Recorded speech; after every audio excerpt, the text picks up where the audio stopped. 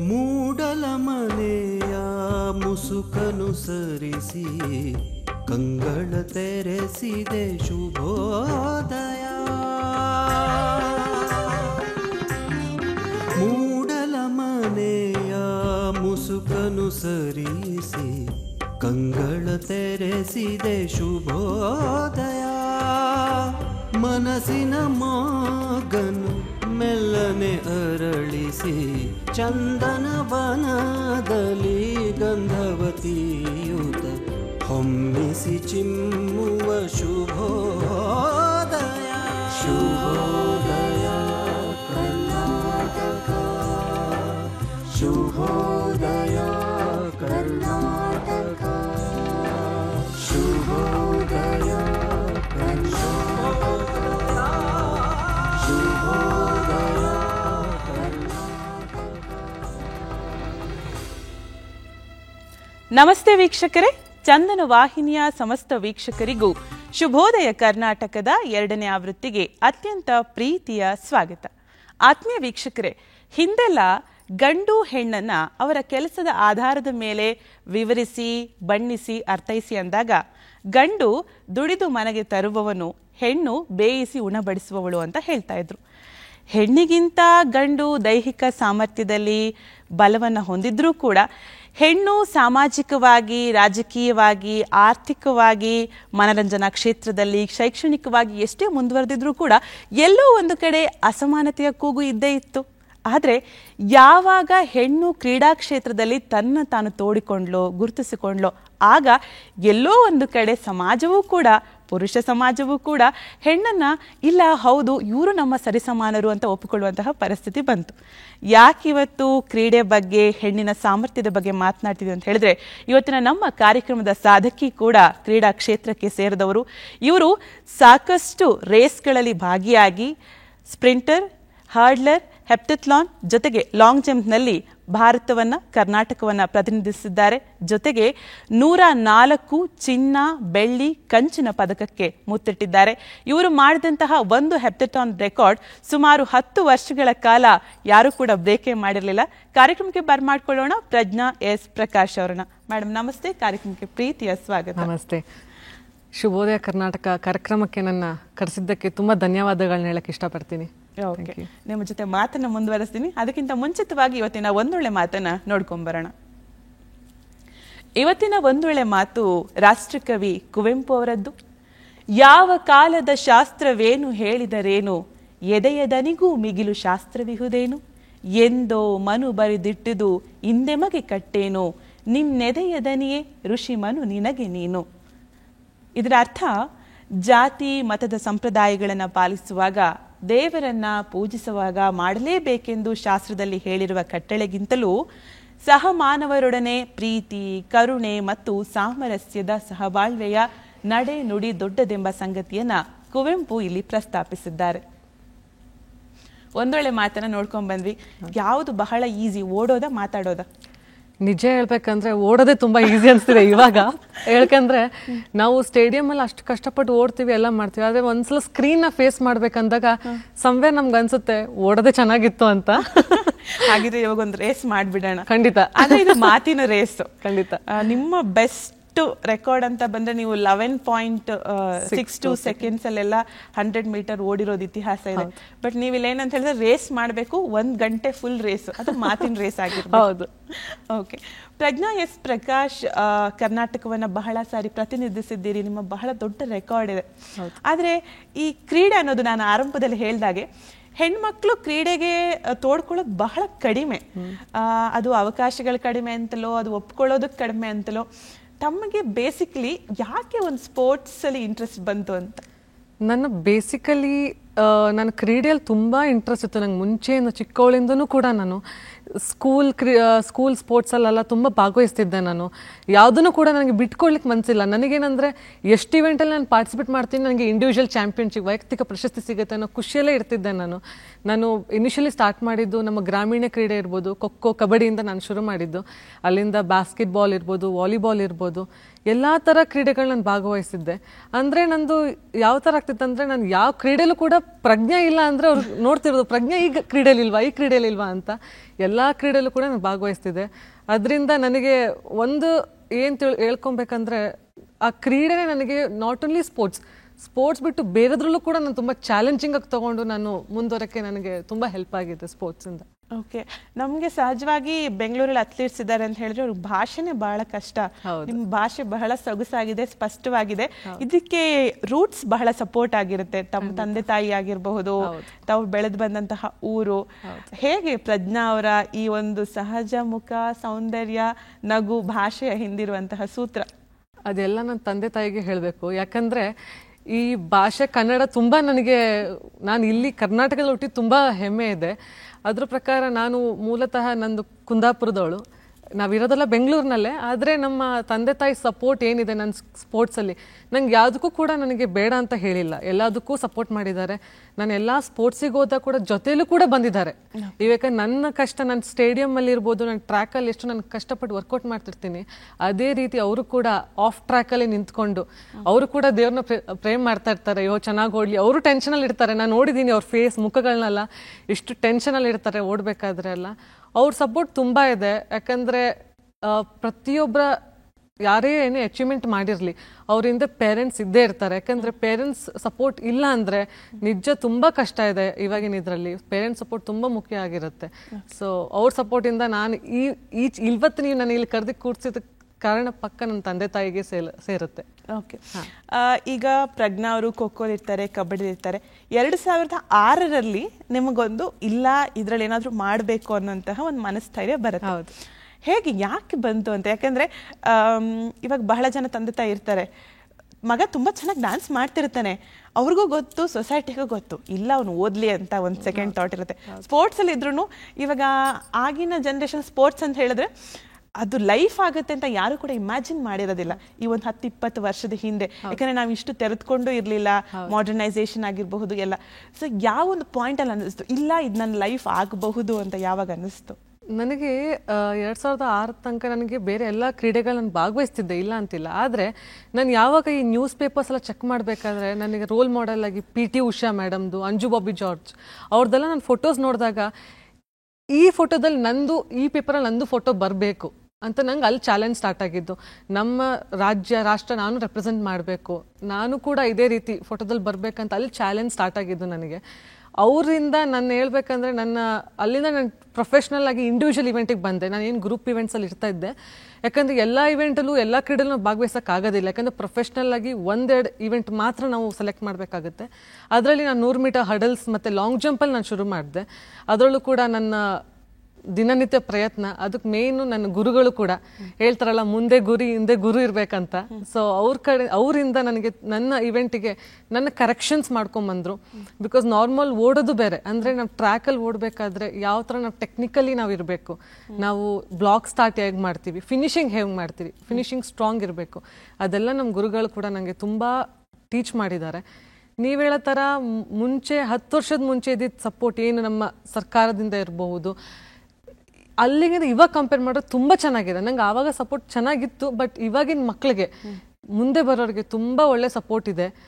So ಇನ್ನು ಮುಂದೆ ಯಾವ ಥರ ನಾವು ಟ್ರೈನಿಂಗ್ ಮಾಡ್ಕೊಂಡು ಹೋಗ್ತೀವಿ ಮಕ್ಕಳನ್ನ, ಇಲ್ಲ ನಾವು ಮುಂದೆ ಬರೋ ಮಕ್ಕಳನ್ನ ಯಾವ ಥರ ನಾವು ಗುರುಗಳಿರ್ಬೋದು, ಪೇರೆಂಟ್ಸ್ ಇರ್ಬೋದು, ಬರೀ ಎಜುಕೇಷನ್ ಮುಖ್ಯ ಇದೆ, ಇಲ್ಲ ಅಂತಲ್ಲ. ಅದೇ ರೀತಿ ಕ್ರೀಡೆನೂ ಕೂಡ ಒಂದು ಎಜುಕೇಷನ್ ಕೂಡ. ಇವಾಗ ನನ್ನ ಆ ಒಂದು 10-15 ವರ್ಷದ ನನ್ನ ಸಾಧನೆ ಏನಿದೆ ಅದು ತುಂಬ ನನಗೆ ಹೆಲ್ಪ್ ಮಾಡಿದೆ. ನಾನು ಎಜುಕೇಷನ್ನು ಕೂಡ ಕಂಟಿನ್ಯೂ ಮಾಡಿದೆ. ಅದರಿಂದ ನನಗೆ ಒಳ್ಳೆ ಸರ್ಕಾರದ ಕೆಲಸದಲ್ಲೂ ಕೂಡ ನಾನು ಇದ್ದೀನಿ ಇವಾಗ. ಓಕೆ, ಪ್ರಜ್ಞಾ ಅವ್ರ ಇವಾಗ ನಮಗೇನಂದ್ರೆ ರೇಸಿಂಗ್ ಅಂದ್ರೆ ರೇಸಿಂಗ್, ಅದು 100 ಮೀಟರ್ ಓಡ್ತಾರೆ, 200 ಮೀಟರ್ ಓಡ್ತಾರೆ, 800 ಮೀಟರ್ ಓಡ್ತಾರೆ, ನಮಗೆ ಗೊತ್ತಿಲ್ಲ ಅವ್ರು ರೇಸರ್ ಅವರು ಅಂತ. ಬಟ್ ಅದ್ರಲ್ಲೂ ತುಂಬಾ ಸ್ಪೆಷಲೈಸೇಷನ್ ಇದೆ, ಸ್ಪ್ರಿಂಟಿಂಗ್, ಹರ್ಡ್ಲರ್ ಅಂತ. ನಾವು ಈ ಪದಗಳು ಕೇಳೇ ಇಲ್ಲ. ಇವಾಗ ನಿಮ್ ಬಗ್ಗೆ ಓದ್ತಿರ್ಬೇಕಾದ್ರೆ ಕೇಳಿದೆ. ಸೊ ಏನು ಸ್ಪ್ರಿಂಟಿಂಗ್ ಅಂದ್ರೆ ಏನು, ಹರ್ಡ್ಲರ್ ಅಂದ್ರೆ ಏನು, ಹೆಪ್ಟೆಥ್ಲಾನ್ ಅಂದ್ರೆ ಏನು? ಸ್ಪ್ರಿಂಟಿಂಗ್ ಅಂದರೆ 100 ಮೀಟರ್ ಅಂದರೆ ಫಾಸ್ಟ್ ಫಿನಿಶಿಂಗ್ ಅಂತ. ಅದು 100 ಮೀಟರ್ ಓಟಕ್ಕೆ ನಾವು ಸ್ಪ್ರಿಂಟರ್ ಅಂತ ಹೇಳ್ತೀವಿ. 100 ಮೀಟರ್ ಹರ್ಡಲ್ಸಲ್ಲಿ ನಾವು 10 ಮೀಟರ್ಗೆ ಒಂದೊಂದು ಹರ್ಡಲ್ಸ್ ಇಟ್ಟಿರ್ತಾರೆ, ಅದನ್ನ ನಾವು ಜಿಗಿದು ಫಿನಿಶ್ ಮಾಡ್ತೀವಿ.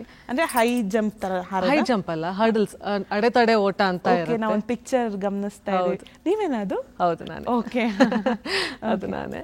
ಸೊ ನಾನು 20 ವರ್ಷದ ವಯೋಮಿತಿ ಇರಬೇಕಾದ್ರೆ ನಾನು ಹೆಪ್ಟಥ್ಲಾನ್ ಅನ್ನೋದು ನನ್ನ ಕೋಚ್, ನಾನು 100 ಮೀಟರ್ ಇದ್ದೆ. ಬಟ್ ನಾನು ಎಲ್ಲ ಇವೆಂಟಲ್ಲೂ ನಾನು ತುಂಬಾ ಚೆನ್ನಾಗಿ ಲಾಂಗ್ ಜಂಪ್ ಇರ್ಬೋದು, ಹೈ ಜಂಪ್ ಇರ್ಬೋದು, ತುಂಬ ಚೆನ್ನಾಗಿ ನಾನು ಮಾಡಿದ್ರಿಂದ ನನ್ನ ಕೋಚ್ ಏನಂದ್ರು, ನೀನು ಹೆಪ್ಟಥ್ಲಾನಲ್ಲೂ ಕೂಡ ನಾನು ಸ್ಪೆಷಲೈಸೇಷನ್ ಮಾಡಬಹುದು ಅನ್ನೋದಕ್ಕೆ ನನಗೆ ಹೆಪ್ಟಥ್ಲಾನಲ್ಲಿ 7 ಇವೆಂಟ್ ಇರ್ತದೆ. ಸೊ 7 ಇವೆಂಟಲ್ಲಿ 100 ಮೀಟರ್ ಹರ್ಡಲ್ಸ್ ಇರ್ಬೋದು, ಹೈ ಜಂಪ್ ಇರ್ಬೋದು, ಲಾಂಗ್ ಜಂಪ್ ಇರ್ಬೋದು, ಶಾರ್ಟ್ ಪುಟ್, ಜಾವ್ಲಿನ್, 800. ಸೊ ಇದಿಷ್ಟು 7 ಇವೆಂಟಲ್ಲಿ ಕೂಡ ನನಗೆ ನನ್ನ ಕೋಚ್ VR ಬೀಡು ಅಂತ ಅವ್ರ ಮಾರ್ಗದರ್ಶನದಿಂದ ನನಗೆ ಹೆಪ್ಟಥ್ಲಾನ್ ಕೂಡ ನಾನು ಸ್ಟೇಟ್ ರೆಕಾರ್ಡ್ ಕೂಡ ಮಾಡಿದೆ ಅಂಡರ್ 18 ವಯೋಮಿತಿಯಲ್ಲಿ. ಅದು ಕೂಡ 10 ವರ್ಷ ಕೂಡ ನನ್ನ ರೆಕಾರ್ಡ್ ಆಗೇ ಇತ್ತು. ಸೊ ರೆಕಾರ್ಡ್ ಇದ್ದಾಗ ತುಂಬ ಖುಷಿ ಆಗುತ್ತೆ. ಬಟ್ ಅದು ರೆಕಾರ್ಡನ್ನ ನಮಗಿಂತ ನೆಕ್ಸ್ಟ್ ಯೂತ್ ಜನರೇಷನ್ ಬಂದು ಆ ರೆಕಾರ್ಡ್ನ ಬ್ರೇಕ್ ಮಾಡಬೇಕಾದ್ರೆ ಇನ್ನೂ ಖುಷಿ ಆಗುತ್ತೆ. ಅಂದರೆ ಎಷ್ಟು ಇಂಪ್ರೂವ್ ಆಗ್ತಾ ಇದೆ ಮಕ್ಕಳಲ್ಲಿ, ಇನ್ನೂ ಕೂಡ ಸ್ಪೋರ್ಟ್ಸಲ್ಲಿರೋ ಆ ಕ್ರೀಡೆ ಉತ್ಸಾಹ ಯಾವ ಥರ ಇದೆ ಅನ್ನೋದು ತುಂಬ ಖುಷಿ ಆಗ್ತಾ ಇದೆ.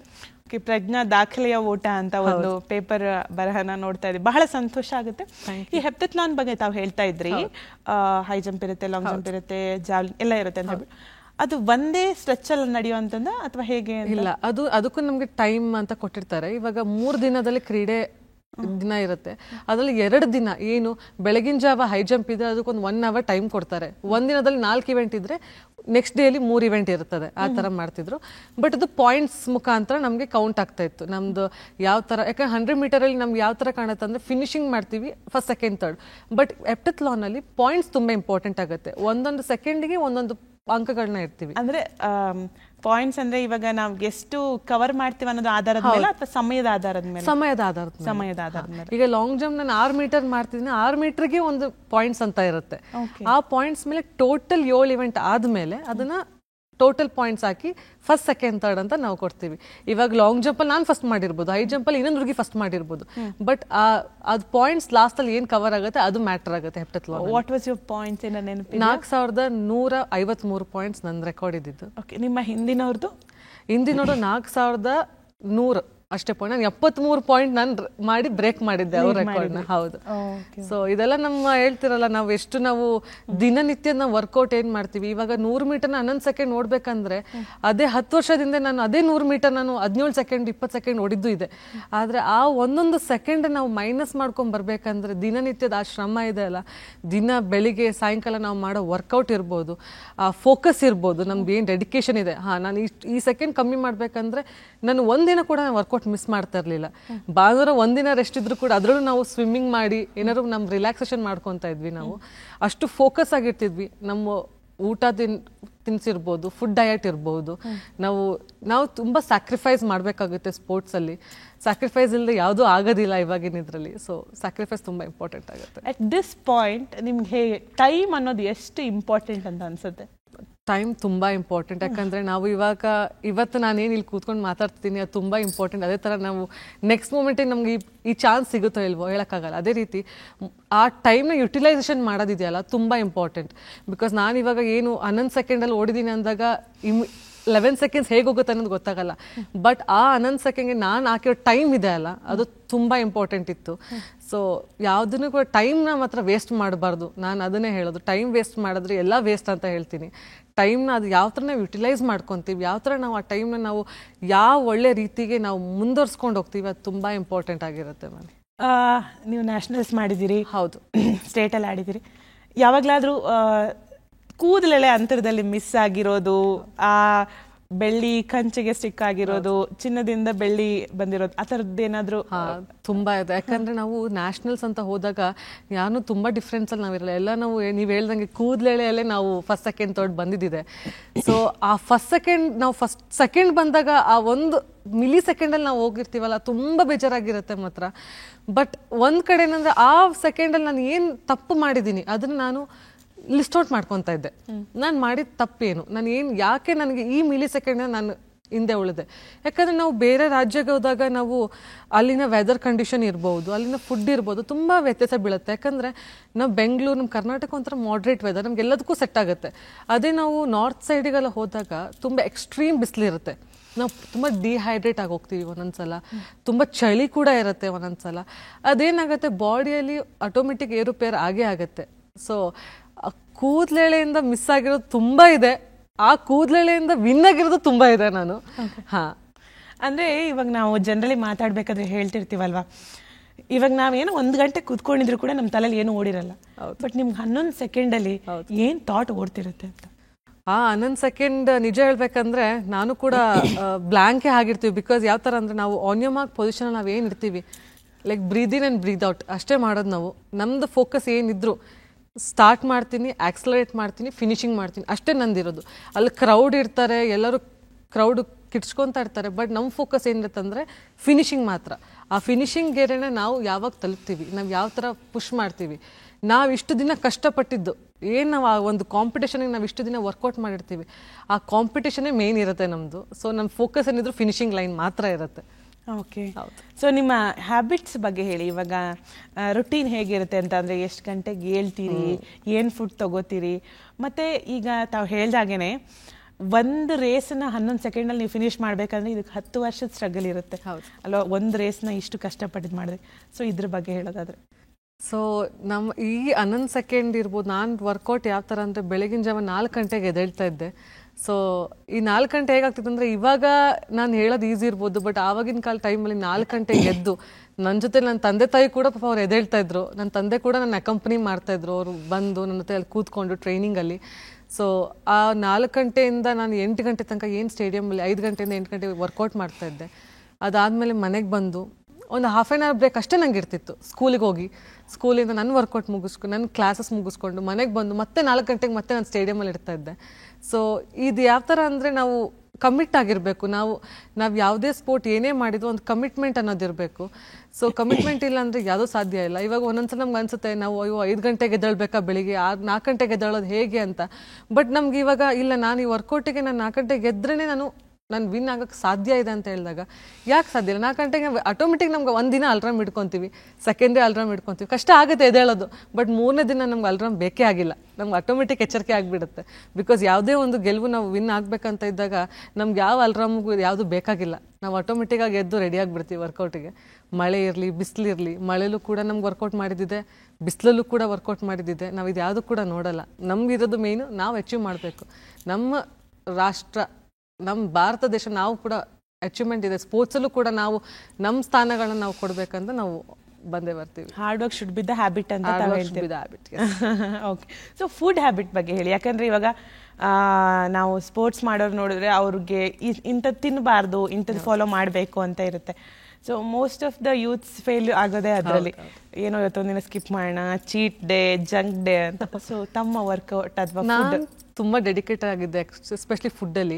ಆಲ್ಮೋಸ್ಟ್ 7 ಇಯರ್ಸ್, ನಾನು 8 ಇಯರ್ಸ್ ನಾನು ಯಾವ ಜಂಕು ಮುಟ್ಟಿಲ್ಲ. ಅಂದರೆ ನಾನೀಗ ಏನಿರ್ಬೋದು ಚಾಟ್ಸ್ ಎಲ್ಲ ನಾನು ಕಂಪ್ಲೀಟ್ ಸ್ಟಾಪ್ ಮಾಡಿದ್ದೆ. ಸೊ ನಮ್ಮ ಬ್ರೇಕ್ಫಾಸ್ಟ್ ಏನಿದ್ರು ತುಂಬ ಆಯಿಲಿ ಫುಡ್ ಇರ್ತಾ ಇರಲಿಲ್ಲ. ನಾವೇನಿದ್ರು ತುಂಬ ಸಿಸ್ಟಮ್ಯಾಟಿಕ್ ಆಗಿ ಏನು ತಿನ್ನಬೇಕು, ಯಾಕಂದರೆ ಮಧ್ಯಾಹ್ನ ನಮ್ಗೆ ಹೆವಿ ವರ್ಕೌಟ್ ಇದ್ದರೆ ನಾವು ಯಾವ ಥರ ಪ್ಲ್ಯಾನ್ ಮಾಡ್ಕೊತೀವಿ ಫುಡ್ ಹ್ಯಾಬಿಟ್ಸಲ್ಲಿ ಇರ್ಬೋದು. ಮಧ್ಯಾಹ್ನ ಕೂಡ ನಾವು ನಾರ್ಮಲ್ ಬ್ರೌನ್ ರೈಸಿಂದ ನಾವು ಸ್ಟಾರ್ಟ್ ಮಾಡ್ತಿದ್ವಿ. ಸೊ ಲೈಟ್ ಫುಡ್ ನಾವು ತರ್ತೀವಿ, ಬಟ್ ಒಳ್ಳೆ ಕ್ವಾಲಿಟಿ ಫುಡ್ ಇರ್ತಿತ್ತು. ಮೋರ್ ದೆನ್ ಕ್ವಾಂಟಿಟಿ, ಕ್ವಾಲಿಟಿ ಫುಡ್ಡಲ್ಲಿ ನಾವು ಸ್ಟಾರ್ಟ್ ಮಾಡ್ತಿದ್ವಿ. ಸೊ ನಮ್ಮದು ಫುಡ್ ತುಂಬ ಇಂಪಾರ್ಟೆಂಟ್ ಆಗುತ್ತೆ. ಆ್ಯಕ್ಚುಲಿ ನಾವು ಇಷ್ಟು ವರ್ಕೌಟ್ ಮಾಡ್ತೀವಿ, ನಾವು ಜಂಕ್ನ ತಿಂತಿದ್ರೆ ಆ ವರ್ಕೌಟಿಗೆ ಏನೂ ಪ್ರತಿಫಲ ಸಿಗಲ್ಲ. ಈಕ್ವಲ್ ಆಗಿರಬೇಕು. ಫುಡ್ ಡಯಟು ಕೂಡ ತುಂಬ ಇಂಪಾರ್ಟೆಂಟ್ ಆಗಿರುತ್ತೆ. ನಮ್ಮ ನ್ಯೂಟ್ರಿಷನಿಸ್ಟ್ ಇರ್ಬೋದು, ನಾವು ತಿನ್ನೋ ಡ್ರೈ ಫ್ರೂಟ್ಸ್ ಇರ್ಬೋದು, ನಾವು ತಗೊಳ್ಳೋ ಫುಡ್ ಐಟಮ್ಸು, ಜ್ಯೂಸಸ್ ಎಲ್ಲ ತುಂಬ ಇಂಪಾರ್ಟೆಂಟ್ ಆಗಿರುತ್ತೆ ಸ್ಪೋರ್ಟ್ಸ್ ಇದರಲ್ಲಿ. ಓಕೆ, ಇಷ್ಟೆಲ್ಲ ಪ್ರಾಕ್ಟೀಸ್ಗಳ ನಡುವೆ, ರೇಸ್ಗಳ ನಡುವೆ, what was your best memory ಅಂತ? ಫಸ್ಟ್ ಮೆಮೊರಿ ಏನು, ಯಾವುದು? ಫಸ್ಟ್ ನೀವು ಫಾರ್ಮ್ಗೆ ಹೋಗಿದ್ದು, ರೇಸಿಂಗ್, ಅದರಲ್ಲಿ ಗೆದ್ದಿದ್ದೀರೋ ಅಥವಾ ಸೋತಿದಿರೋ ಇಲ್ಲ, ಬಟ್ ಫಸ್ಟ್ ನೀವು ಮಾಡಿದ ರೇಸ್ ಅದ್ರ ಬಗ್ಗೆ. ಫಸ್ಟ್ ಮಾಡಿದ ರೇಸ್ ಅಂದರೆ ನಾನು ನಾರ್ಮಲ್ ಆಗಿ ತಾಲೂಕ್ ಡಿಸ್ಟಿಕಲ್ಲೆಲ್ಲ ಮಾಡ್ತಾ ಇದ್ದೆ. ಬಟ್ ಯಾವಾಗ ನಾನು ಕೋಚಿಂಗ್ ಅಂತ ಕಂಠೀರವ ಸ್ಟೇಡಿಯಮ್ಗೆ ನಾನು ಕೋಚಿಗೆ ಜಾಯ್ನ್ ಆದೆ, ಆವಾಗ ಇನಿಷಿಯಲ್ ಸ್ಟೇಟಲ್ಲಿ ನನಗೆ ಆವಾಗೆಲ್ಲ ಹೊಸ್ತು. ಅಂದರೆ ಕೋಚಿಂಗ್ ಅಂದರೆ ಯಾವ ಥರ, ಟ್ರ್ಯಾಕೇ ನಮ್ಗೆ ಹೊಸ್ತು. ಯಾಕಂದ್ರೆ ನಾವು ಗ್ರೌಂಡಲ್ಲಿ ಓಡ್ತಾ ಇರ್ತೀವಿ, ಈ ಸಡನ್ ಸಿಂಥೆಟಿಕ್ ಟ್ರ್ಯಾಕ್, ಇದಂತ ರಬ್ಬರ್ ಟ್ರ್ಯಾಕ್ ಇದೆ, ಇದ್ರಲ್ಲಿ ನಾವು ಹೇಗೆ ಓಡೋದು? ನಾವು ಬೇರ್ ಫುಟಲ್ಲಿ ಓಡ್ತಾ ಇದ್ವಿ. ಸಡನ್ ಶೂಸ್ ಬಂತು, ಸ್ಪೈಕ್ಸ್ ಅಂತ ಬಂತು. ಈ ಶೂ ಅಲ್ಲಿ ನಾವು ಕಂಫರ್ಟೇಬಲ್, ತುಂಬ ಕಷ್ಟ ಆಯ್ತು ಶೂಸಲ್ಲಿ ಓಡೋದು. ಬಟ್ ಅದು ದಿನ ನಾವು ಓಡಿ ಓಡಿ ಓಡಿ ಅದು ನಮ್ಗೆ ಕಂಫರ್ಟೇಬಲ್ ನಾನು ಮಾಡ್ಕೊಬೇಕಾಯ್ತು. ಸೊ ನಾನು ಹೇಳ್ಬೇಕಂದ್ರೆ ಇದು ಕಂಪ್ಲೀಟ್, ಇದು ನನ್ನ ಕೋಚ್ ಯಾವ ಥರ ನನ್ನ ಮೋಲ್ಡ್ ಮಾಡಿದ್ರಂದರೆ, ಶೂಸಲ್ಲಿ ಇಲ್ಲ ಟ್ರೈನಿಂಗ್ ಮಾಡಬೇಕು, ಇಲ್ಲ ನೀನು ಶೂಸ್ ಇದ್ರೇ, ಬಿಕಾಸ್ ನ್ಯಾಷನಲ್ಸಲ್ಲೆಲ್ಲ ಸ್ಟೇಟೆಲ್ಲ ಶೂಸ್ ಕಂಪಲ್ಸರಿ. ಸೊ ಸ್ಪೈಕ್ಸಲ್ಲಿ ನಾವು ಓಡೋದ್ರಿಂದ ಇಡ್ಬೋದು. ಅದು ತುಂಬ ಚೇಂಜ್ ಆಗಿದೆ ನನ್ನ ಸ್ಪೋರ್ಟ್ಸ್ ಕರಿಯರ್ ಹೇಳಬೇಕಂದ್ರೆ. ಓಕೆ, ಏನಾದರೂ ಪ್ರಜ್ಞಾ ಅವ್ರದ್ದು ಸ್ಟೈಲ್ ಆಫ್ ರೇಸಿಂಗ್ ಇದೆಯಾ ಏನಾದರೂ? ಪ್ರಜ್ಞಾ ಸ್ಟೈಲ್ ಆಫ್ ರೇಸಿಂಗ್ ಅಂತ ಏನಿಲ್ಲ. ಓಕೆ, ಅಂದರೆ ಇವಾಗ ನಾನು ಬೇಸಿಕಲಿ ಲಾಂಗ್ ಜಂಪಿಂದ ಸ್ಟಾರ್ಟ್ ಮಾಡಿದ್ರಿಂದ ನನ್ನ ಆ್ಯಕ್ಷನ್ನ ತುಂಬ ಜನ ಕಾಪಿ ಮಾಡಿದ್ದಿದೆ. ಆ್ಯಕ್ಚುಲಿ ಹೇಳ್ಬೇಕಂದ್ರೆ ಲಾಂಗ್ ಜಂಪ್ ನಾನು ಟೇಕ್ ಆಫ್ ಮಾಡಿರ್ಬೋದು, ಯಾವ ಥರ ನಾನು ಸ್ಟಾರ್ಟ್ ಮಾಡ್ತೀನಿ. ತುಂಬ ಜನ ಮಕ್ಕಳು ನೋಡ್ತಾ ಇರ್ತಾರೆ, ಜೂನಿಯರ್ಸ್ ಮಕ್ಕಳೆಲ್ಲ ಯಾವ ಥರ ಏನು ಅಂತ. ಈಗ ನಾನು ಕೂಡ ನನ್ನ ರೋಲ್ ಮಾಡೆಲ್ನ ಕಾಪಿ ಮಾಡಿದ್ದಿದ್ದೆ. ನನ್ನ ಅಂಜು ಬಾಬಿ ಜಾರ್ಜ್ ಮೇಡಮ್ದು ನಾನು ಕೂಡ ಲಾಂಗ್ ಜಂಪ್ ಸ್ಟಾರ್ಟ್ ಮಾಡ್ಬೇಕಾದ್ರೆ ಯಾವ ಥರ ಟೇಕ್ ಆಫ್ ಮಾಡ್ತಾರಲ್ಲ ನಾನು ಕಾಪಿ ಮಾಡಿದ್ದೀನಿ. ಬಟ್ ಅದಾದ್ಮೇಲೆ ನಮ್ಮ ಸ್ಟೈಲಿಗೆ ನಾವು ಅಡಾಪ್ಟ್ ಆಗಬೇಕಾಗುತ್ತೆ.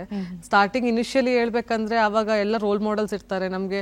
ನಾವು ಉಸೇನ್ ಬೋಲ್ಟ್ ಇರ್ಬೋದು, ವರ್ಲ್ಡ್ ಚಾಂಪಿಯನ್ ಇರ್ಬೋದು, ಅವ್ರದ್ದೆಲ್ಲ ನೋಡಿದಾಗ ನಾವು ಆ್ಯಕ್ಷನ್ಸ್ನ ನಾವು ಕಾಪಿ ಮಾಡಕ್ಕೆ ನೋಡ್ತೀವಿ. ಬಟ್ ಅದು ಸ್ವಲ್ಪ ಸಮಯ ಆದಮೇಲೆ ನಮ್ಮ ಆ್ಯಕ್ಷನ್ಗೆ ನಾವು ಕನ್ವರ್ಟ್ ಆಗಬೇಕಾಗುತ್ತೆ. ಹಾಂ, ಹೌದು. ಓಕೆ, ಸೊ ಅತ್ಯಂತ ಒಂದು ಯಾವುದಾದ್ರು ಸೋಲು ಈ ಥರ ಸನ್ನಿವೇಶಗಳು ಎದುರಾಗಿರುತ್ತಲ್ವ, ಸೊ ಅದನ್ನ ಹೇಗೆ ನೀವು ಫೇಸ್ ಮಾಡ್ತಾ ಇದ್ರಿ ಅಂತ? ಯಾಕಂದರೆ ಇವಾಗ ನಾವು ಹೋದ ತಕ್ಷಣ ನಾವು ಮೆಡಲ್ ಸಿಗುತ್ತೆ ಅಂತ ಹೇಳೋಕ್ಕಾಗಲ್ಲ. ನಾವು ಒಂದೆರಡು ಸಲ ಸೋತಾಗಲೇ ನಮಗೆ ಅದನ್ನು ನಾವು ನೆಕ್ಸ್ಟ್ ಕಮ್ ಬ್ಯಾಕ್ ಆಗಲಿಕ್ಕೆ ಚಾನ್ಸ್ ಸಿಗೋದು. ಡೈರೆಕ್ಟಾಗಿ ವಿನ್ ಆಗಿಬಿಟ್ರೆ ನಮ್ಗೆ ಅದು ಟೇಸ್ಟ್ ಸಿಗಲ್ಲ. ಒಂದೆರಡು ಸಲ ನಾವು ಸೋಲ್ಬೇಕಾಗುತ್ತೆ. ಯಾಕಂದರೆ ನಾವು ಯಾಕೆ ಸೋತ್ರಿ, ಯಾವ ಇದಕ್ಕೆ ಅಂತ ನಮಗೆ ಸುಮಾರು ನ್ಯಾಷನಲ್ ನಾನು ಕೂಡ ಸೋತಿರೋದಿದೆ, ಇಲ್ಲ ಅಂತಿಲ್ಲ.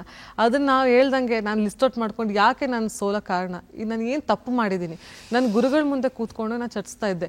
ನಾನು ಯಾಕೆ ಸರ್ ನನಗೆ ಏನು ತೊಂದರೆ ಆಗಿದೆ, ನಾನು ಯಾಕೆ ಇದು ಮಾಡೋಕ್ಕಾಗಿಲ್ಲ, ಬಿಕಾಸ್ ಅವರು ನನಗೆ ಕೊಡ್ತಿದ್ದ ಅಡ್ವೈಸ್ನ ನಾನು ತೊಗೊಂಡಿದ್ದೀನಿ. ಸೊ ನೀವು ಹೇಳಿದ ಕೂದಲೆಳೆಯಲ್ಲಿ ಮಿಸ್ ಆಗಿ ನಾನು 4th ಮಾಡಿದ್ದು ಕೂಡ ಇದೆ. ಆವಾಗ ತುಂಬ ಬೇಜಾರಾಗ್ತಿತ್ತು ಮನಸ್ಸಿಗೆ. ಇಷ್ಟೆಲ್ಲ ನಾವು ಕಷ್ಟಪಡ್ತೀವಿ, 10 years 15 years ಕಷ್ಟಪಡ್ತಿದ್ದೀವಿ, ಹಗ್ಲು ಅಂತ ಇಲ್ಲ ಸಾಯಂಕಾಲ ಅಂತ ಇಲ್ಲ, ಇಷ್ಟು ಕಷ್ಟಪಡ್ತೀವಿ, ಇಷ್ಟು ನಾವು ಸೋತೋಗ್ಬಿಡ್ತೀವಿ. ಒಂದೊಂದ್ಸಲ ನಂಗೆ ಮನಸ್ಸಿಗೆ ಬಂದಿರೋದು ಇದೆ, ಇಷ್ಟೆಲ್ಲ ಕಷ್ಟಪಟ್ಟು ಇಷ್ಟೆಲ್ಲ ಮಾಡಿ ನಾವು ಸ್ಪೋರ್ಟ್ಸ್ ಮಾಡಬೇಕಂತ ಒಂದ್ಸಲ ಮೈಂಡ್ಸೆಟ್ ಬರುತ್ತೆ. ಆದರೆ ಆಟೋಮೆಟಿಕ್ ನಾವು ಫ್ಲಿಪ್ ಆಗಿಬಿಟ್ಟು ಇಲ್ಲ ನಾನು ಮಾಡ್ತೀನಿ, ಯಾಕೆ ಮಾಡಬಾರ್ದು, ನಮ್ಗೆ ಕೂಡ ಚಾಲೆಂಜ್ ಇರುತ್ತೆ, ನಾವು ಮಾಡ್ಬೋದು ಅನ್ನೋ ಇದು ಕಾರಣಕ್ಕೆ ನಾನು ಮತ್ತೆ ಕಮ್ ಬ್ಯಾಕ್ ಆಗ್ತಾ ಇದ್ದೆ ಸ್ಪೋರ್ಟ್ಸಲ್ಲಿ. ಬಟ್ ಅದೇ ಹೇಳ್ತಾರಲ್ಲ, ನಾವು ಪಟ್ಟ ಪರಿಶ್ರಮ ಎಲ್ಲೂ ಹೋಗೋದಿಲ್ಲ. ನಾವು ಕಷ್ಟಪಡ್ತೀವಿ, ಎಷ್ಟೇ ನಾವು ಸ್ಟೇಡಿಯಮಲ್ಲಿ ಹಾರ್ಡ್ ವರ್ಕ್ ಮಾಡ್ತೀವಿ, ಅದು ಒಂದಲ್ಲ ಒಂದಿನ ನಮಗೆ ಸಿಕ್ಕೇ ಸಿಗುತ್ತೆ. ಓಕೆ, ನೀವು ನಿಮ್ಮ ಪ್ಯಾಷನ್ ಜೊತೆಗೆ ಪ್ರೊಫೆಷನ್ ಕೂಡ, ಇವಾಗ ಎರಡು ಪ್ರೊಫೆಷನ್ ಅನ್ಬೋದು, ಎರಡೂ ಪ್ಯಾಷನ್ ಅನ್ಬೋದು. ಮೊದಲು ತಾವು ಅರಣ್ಯ ಇಲಾಖೆಯಲ್ಲಿದ್ರಿ, ಹೌದು, ಫಾರೆಸ್ಟ್ ಡಿಪಾರ್ಟ್ಮೆಂಟಲ್ಲಿದ್ರಿ. ಸೊ ಅದು ಕೂಡ ಸರ್ಕಾರಿ ಕೆಲಸ, ಹೌದು, ಸರ್ಕಾರದಿಂದ ಆಯ್ಕೆ ಆಗಿದ್ದು. ಹೇಗೆ ಬ್ಯಾಲೆನ್ಸ್ ಮಾಡ್ತಿದ್ರಿ? ಯಾಕಂದ್ರೆ ರೇಸಿಂಗ್, ಪ್ರಜ್ಞಾ ರೇಸಿಂಗ್, ಸೊ ಪ್ರಜ್ಞಾ ಅವ್ರಿಗೆ ಅಸ್ತಿತ್ವನೇ ರೇಸಿಂಗ್, ಎಕ್ಸಿಸ್ಟೆನ್ಸೇ ರೇಸಿಂಗ್. ಸೊ ಒಂದು ಜಾಬ್ಗೆ ಸ್ಟಿಕ್ ಆಗ್ಬೇಕಾದ್ರೆ ಇಲ್ಲಾದ್ರೂ ಅಳಕಿತ್ತ? ಯಾಕಂದ್ರೆ ಯಾವ್ದ್ರಿಂದ ದೂರ ಹೋಗೋನ್ ಕೆಲಸ ಮಾಡೋದು ಬಹಳ ಕಷ್ಟ ಆಗುತ್ತಲ್ಲ, ನಿಮ್ಗೆ ಆ ಥರದ್ದು ಏನಾದ್ರು ಇತ್ತ? ನನಗೆ ಸ್ಪೋರ್ಟ್ಸ್ ಕೋಟದಲ್ಲಿ ನಾನು ಅರಣ್ಯ ಇಲಾಖೆಯಲ್ಲಿ ನಾನು ಸೇರ್ಪಡೆ ಆದೆ. ಬಟ್ ನನಗೆ ಒಂದು ಖುಷಿ ಏನಂದರೆ ತುಂಬ ಸಪೋರ್ಟ್ ಮಾಡಿದ್ದಾರೆ ಅರಣ್ಯ ಇಲಾಖೆಯಿಂದ. ಯಾಕಂದ್ರೆ ನಮ್ಮ ಸ್ಪೋರ್ಟ್ಸ್ ಕೋಟದಡಿ ನಾವು ಆಯ್ಕೆ ಆಗಿದ್ದರಿಂದ ನಮಗೆ ಒಂದು ಟೈಮ್ ಸೀಮಿತ ಕೊಡ್ತಿದ್ರು, 10 ರಿಂದ 2 ಗಂಟೆ ತನಕ ನಾವು ಡ್ಯೂಟಿ ಮಾಡಬೇಕಂತ ಇತ್ತು. ಸೊ ಅದ ನಂತರ ನಾವು ಪ್ರಾಕ್ಟೀಸಿಗೆ ಮಾಡ್ತಿದ್ವಿ. ನಮಗೆ ಅರಣ್ಯ ಇಲಾಖೆಯಲ್ಲಿ ನನಗೆ ಯಾವುದೇ ಕೂಡ ನನಗೆ ಸ್ಪೋರ್ಟ್ಸ್ ಮಾಡಬೇಡಿ ಕರ್ಕೊಂಡಿದ್ದೆ ಸ್ಪೋರ್ಟ್ಸ್ ಕೋಟದಡಿ. ಸೊ ಅವರಿಗೆ ನಾವು ಯಾವಾಗ ನಾವು ಪ್ರಶಸ್ತಿ ತಗೊಳಕ್ಕೆ ಸ್ಟಾರ್ಟ್ ಮಾಡಿದ್ವಿ, ಆಲ್ ಇಂಡಿಯಾ ಫಾರೆಸ್ಟ್ ಡಿಪಾರ್ಟ್ಮೆಂಟ್ ಮೀಟಲ್ಲಿ ನಾನು 5 ಚಿನ್ನದ ಪದಕ ಗಳಿಸಿದ್ದೆ. ಸೊ ಇಂಡಿವಿಜುವಲ್ ಚಾಂಪಿಯನ್ಶಿಪ್ ಬೆಂಗಳೂರಲ್ಲೇ ನಡೆದಿದ್ದು, ಆಲ್ ಇಂಡಿಯಾ ಫಾರೆಸ್ಟ್ ಡಿಪಾರ್ಟ್ಮೆಂಟ್ 5 ಚಿನ್ನದ ಪದಕದಲ್ಲಿ ನಾನು ಇಂಡಿವಿಜುವಲ್ ಚಾಂಪಿಯನ್ಶಿಪ್ ಬಂದಾಗ ಅವ್ರಿಗೂ ಕೂಡ ಮಕ್ಕಳಲ್ಲಿ ನಾವು ತೊಗೊಂಡಿದ್ರಿಂದ ನಮಗೂ ಕೂಡ ಒಂದು ಒಳ್ಳೆ ಖುಷಿ ಇದೆ. ಅರಣ್ಯ ಡಿಪಾರ್ಟ್ಮೆಂಟ್ಗೆ ಒಳ್ಳೆ ಹೆಸರು ಕೊಟ್ಟಿದ್ದೆ ನಾನು. ಅದನ್ನು ತುಂಬ ಸಪೋರ್ಟ್ ಮಾಡಿದ್ದಾರೆ ಅರಣ್ಯ ಇಲಾಖೆಯಲ್ಲಿ. ಯಾವ ಏಜಲ್ಲಿ ಅದು? 2015 ನಾನು ಅರಣ್ಯ ಇಲಾಖೆಯಲ್ಲಿ ನಾನು ಸ್ಟಾರ್ಟ್ ಮಾಡಿದ್ದು, ಡಿಪಾರ್ಟ್ಮೆಂಟಿಗೆ ಜಾಯಿನ್ ಆದೆ. ಸೊ ಜಾಯಿನ್ ಆಗಿ ಒಂದು ಆಲ್ಮೋಸ್ಟ್ ನಾನು 3 ವರ್ಷ ಕಾಲ ನಾನು ಆ ಡಿಪಾರ್ಟ್ಮೆಂಟಲ್ಲಿ ಕೆಲಸ ಮಾಡಿದ್ದೀನಿ. ನನಗೆ ತುಂಬ ಸಪೋರ್ಟ್ ಬಂದಿದೆ. ಅದೇ ಡಿಪಾರ್ಟ್ಮೆಂಟಲ್ಲಿ ಕೂಡ ನಾನು ಹೇಳ್ದಂಗೆ ನನಗೆ ಚಿನ್ನದ ಪದಕ, ಮುಖ್ಯಮಂತ್ರಿ ಚಿನ್ನದ ಪದಕ ಕೂಡ ನನಗೆ 2018ರಲ್ಲಿ ನನಗೆ ಸಿಕ್ಕಿದ್ದು.